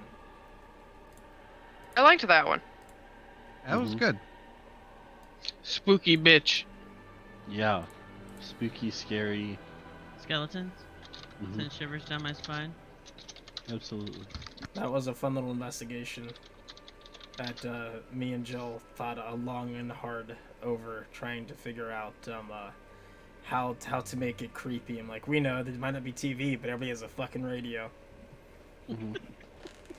See, I started piecing it together after the asylum visit, and then just as the fucking police car zoomed by is when I was about to start saying it. So, not right now, but once session ends is when you guys can try to level up. So, after that happens, the pastor is no longer on air. The preacher and the father is back on. Nothing bad happens afterwards. Nothing bad. You guys wait to see if anything bad else happens. Nothing else happens. And you guys get to enjoy some R&R for about 3 days. Great. On Saturday at 6 in the morning. Give me 1 second. Okay, bye. There we go. You Hail all Hydra. awake to the radio. Once again, those of you who still have radios, those of you who do shit. not have radios, it's quiet. I'm pretty sure I can have radio PTSD after this. It is a nice, beautiful Saturday morning. You hear that the father will be on air. Those of you who wake up a little past 7, if you're a radio, you hear the father giving his sermon, and you'll wake up. Robert, Yeah. you wake up and you go downstairs, and you have a letter in the mail. Same with the rest of you. Oh, yay. It says, attention to whom it may concern. Arkham Police Department. It's marked today's date, and it has a as soon as possible, please arrive for issue.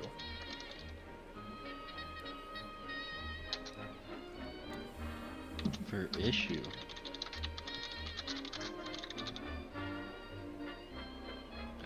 Mary would go back inside and dial Robert's home phone. McAllen's. Did you check your mailbox? Uh-huh. Did you get a letter from the police too? Yeah. This how they normally do their business? Oh. Alright, we should probably get everybody together and go up all together, not one at a time then. Alright. Where's the police station at? Coots. It is 1 second. It is located on South Peabody Street, right next to East College Street. It's on that corner. I see or East College. Just Peabody. Oh, I see it. That's like somewhere right here.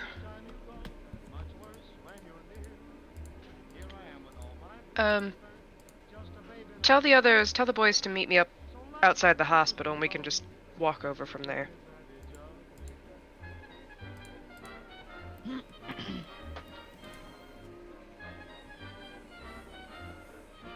Was she talking to me?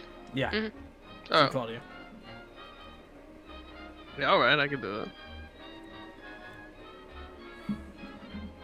Alright, she'll hang up and she's gonna leave the calling to you. Asshole. Nice. I'm not gonna go She's through got it with more everybody. shit to get ready than you guys do. Not gonna go with it individually. I just tell me everybody to kind of meet at the corner where the police station is normally. All right, all of At you the meet hospital, there. I think. Walter, as soon as you arrive there, you hear radio coming from inside the PMO, and you kind of get a jump, like, what the fuck? Nope. Nope. So all of I'm you, also- all of you gathered around. You see Walter coming up. He hears the radio. And you just nope. I've also removed the radio from my car. All right. Wow. Don't trust it.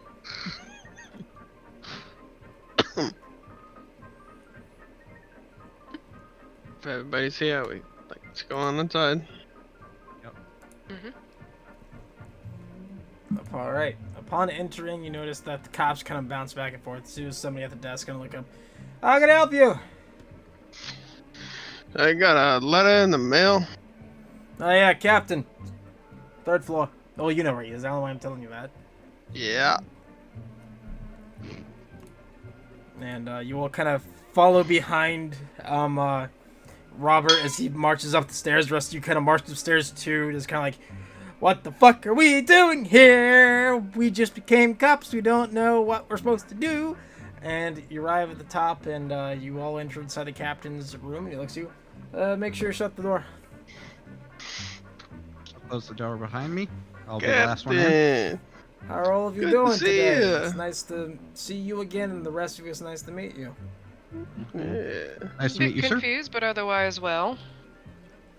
So I heard you were deputized underneath this marshal here. Yes? Yeah. They've been quite Yeah. useful. Well, I have a case I need all of you to solve for me. Okay. There's What's up, little a man who been arrested for forgery a few times. He was put on parole recently, and he seems like he fled the city. I want you to try to track him down and bring him back. Do you know the direction which he was headed? I don't know where he went. Damn. I can tell you his name. That's about the most we know about him. Sure. Name is Brian Drommel.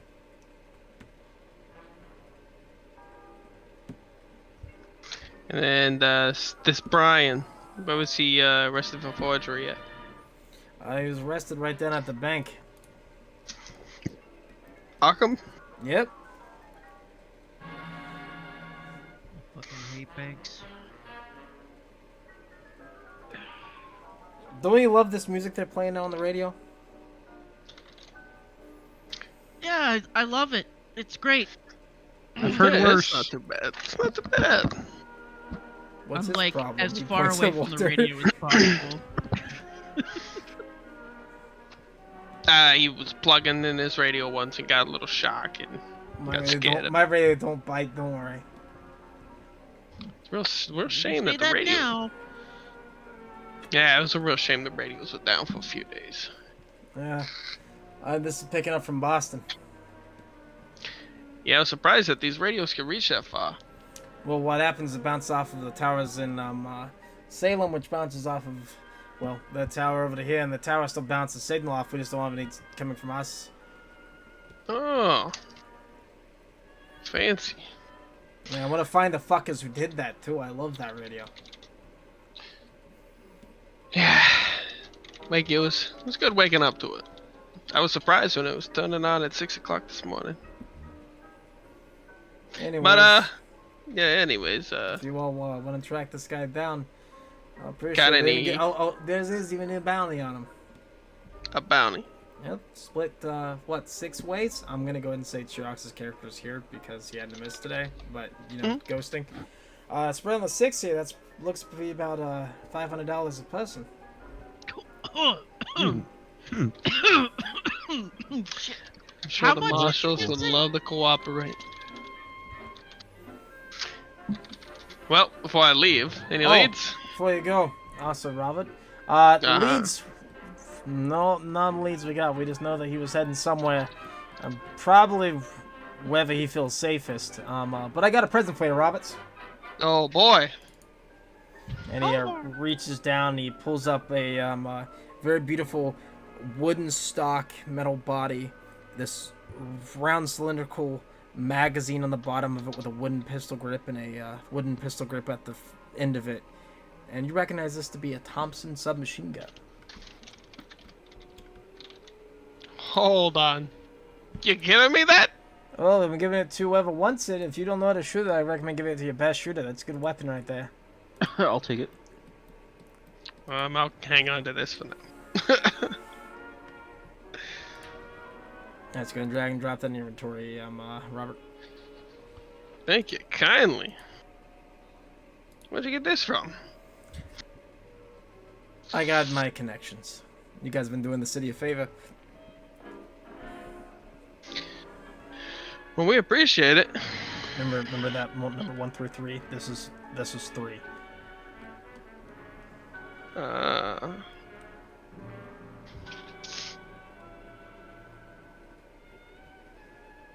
So, recommend you guys go check him out, see what you can find, and good hunting. Yep, we'll start looking around. Alright, come on, out twitches.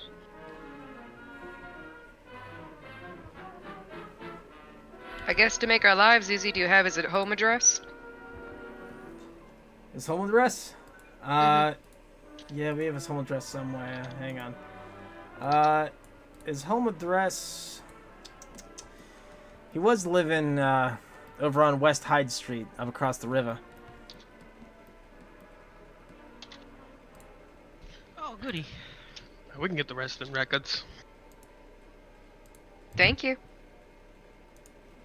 She'll go out.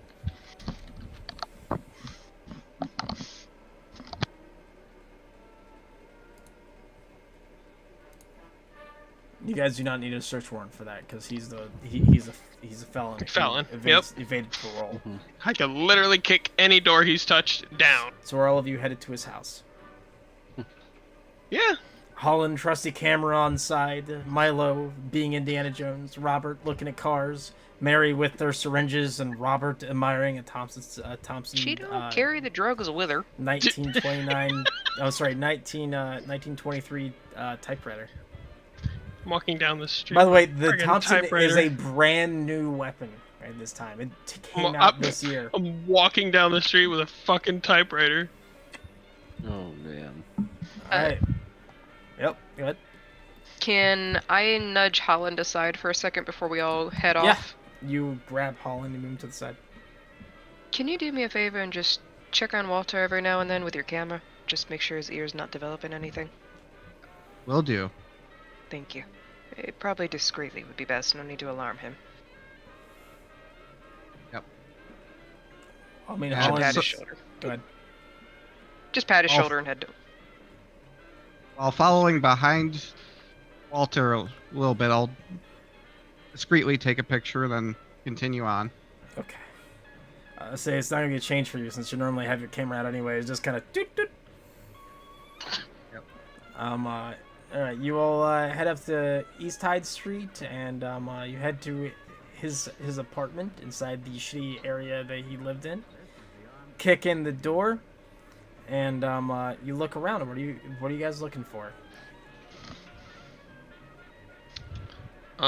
Each one of you needs to tell me what you're looking for, because this is where Personal investigations go journal. hard. Personal journal, all right.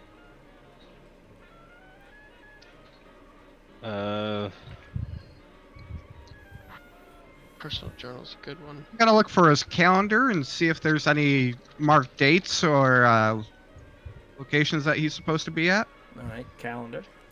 Any other kind of like loose leaf like communications via like letters or Letters, all right. Walter and Robert. Walter's probably gonna hang outside and keep an eye out. You said Alright. this was an apartment? Yes. Okay, yeah, he's gonna keep an eye out on the halls and stuff. All right, Robert.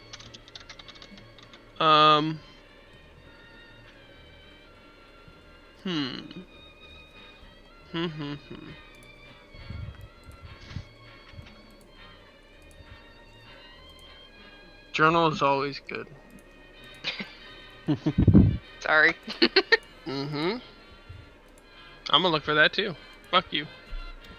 You can't tell me what to do. I mean, I can alter mine if you want. I mean, I'd look for anything of record. All right. Or, actually, I want to look for, not specifically a journal, I want to look for areas of disturbance.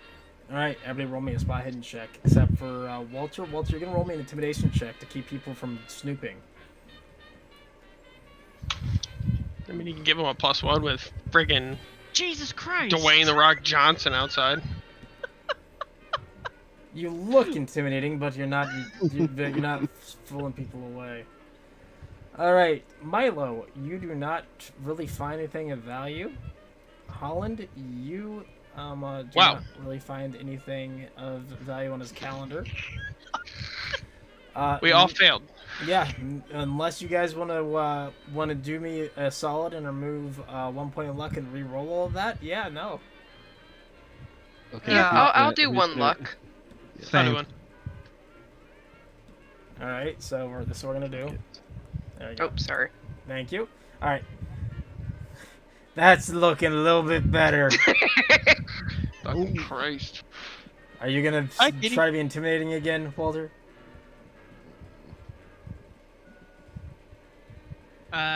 No.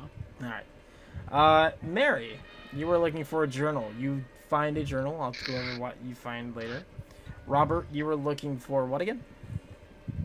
Any areas of disturbance, like if there looked to be a shelf that was pulled out of the way, or like a floorboard that would be normally pulled up. You do not see anything like that in the place, sadly. Holland, you find nothing important on that fucking calendar. Nothing. Milo, all the letters are bullshit. Mary, in his journal, what you read is,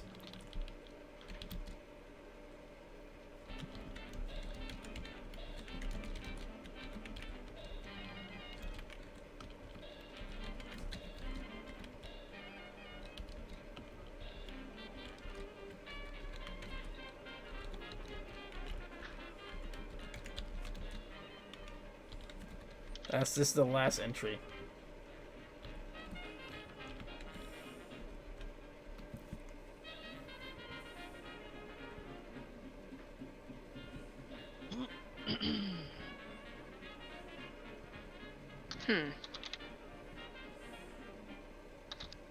Does it make any mentions to anything about the radio in there?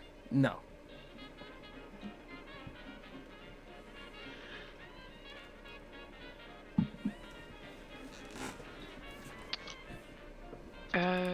Well, it's vague, but maybe something off. She'll, walk out to where the others are and just read off the last line. I feel it calling me home. I wish to gaze upon its magnificent beauty. Any ideas where home might be?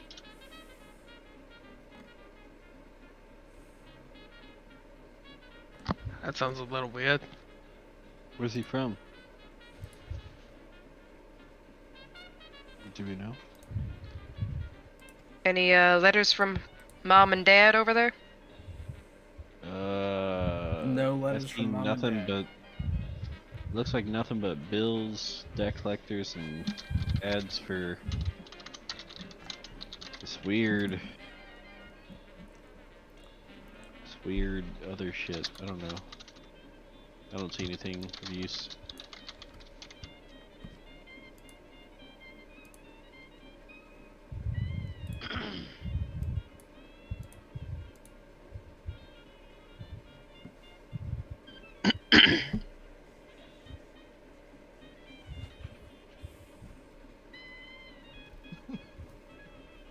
I imagine Walter standing out there rather than trying to look tough. He's just smiling at everybody. How's it going? What's up? Fucking How you doing? Holland just cursing is cursing in Italian. Mm-hmm. Does it appear like anything, like coffee stains, tear marks, rips in the book, massive smears and smudges near the end, anything like that? Nope. It actually seems to be the most well-kept thing in this apartment. I'm gonna go ahead and do this. Everybody inside the apartment, minus Mary, roll me a spot hidden check. Whoever gets a success or does the best is the one finding this. Oh shit! Oh, got him! Oh, Oh my Holy god! fuck. What's with the twos today? I know, Bro. don't question it, just accept I was like, it. all right, Holland found it. Ah! Robert, Alright, you, Milo, alright, Holland, alright. you start looking through one of the desks inside the apartment, and you find a birth certificate. Hello, hello.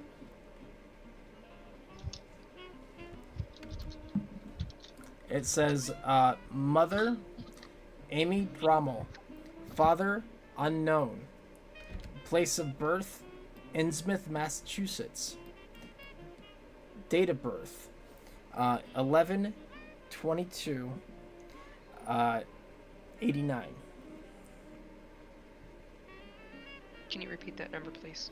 11/22/89. Okay.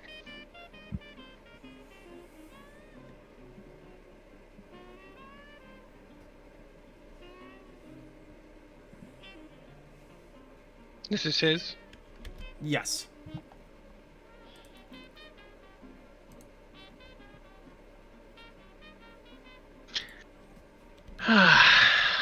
Oh, we might be taking a trip, to Innsmouth.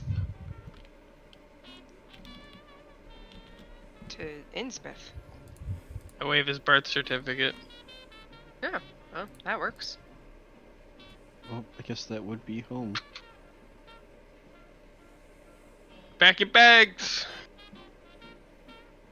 Alright. Now you guys get to experience the fun job of leaving home for a few weeks.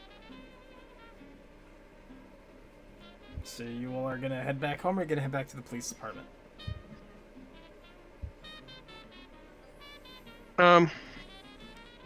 If he's got a phone, I'll just call the captain. Alright, he does, and you call. This one is put on a wire speaker, so back in the day with apartments, if you called somebody and didn't have a private telephone, it would echo throughout the entire apartment. That's the way phones were set up in the 1920s for some fucking reason. Don't ask me, I don't know. This is his house or an Yeah, apartment? this is an apartment. Hmm. So all of you are hearing this, and you ring up the captain. Hello? It's McAllen's. Oh, hey, McAllen's, what'd you find? Yeah, I got a birth certificate. He's from Innsmouth, and You don't think Think he's we- an Innsmouth, do you? I don't want to say yeah, but I can't say no. Oh, God. Have you ever been to Innsmouth? No, Oh, God. at least I don't think so. That town is fucking weird. Buildings falling apart, and the locals fucking hate outsiders. Just make Great. sure you watch your back. I don't trust anybody, not even the cops there. Wonderful. Nice. Well, we'll be packing our bags. I'll keep in touch. Alright, you take care. And he hangs up the phone. And with Click. that is where we're gonna call session. Can I make a humor quote for the end of session? Yes, you can. Great. Looks like I'm gonna need a doctor's note for the doctor. Alright, everybody, go into your skills. All the ones with red marks, roll those. And see if you fail it. If you fail it, remember, your skill goes up by 5 points. Hey, archaeology goes up by 5 points. I am better at medicine. I only rolled I'll one see- dig. Not For only the did I live stream, fail it, I I will see fucking all of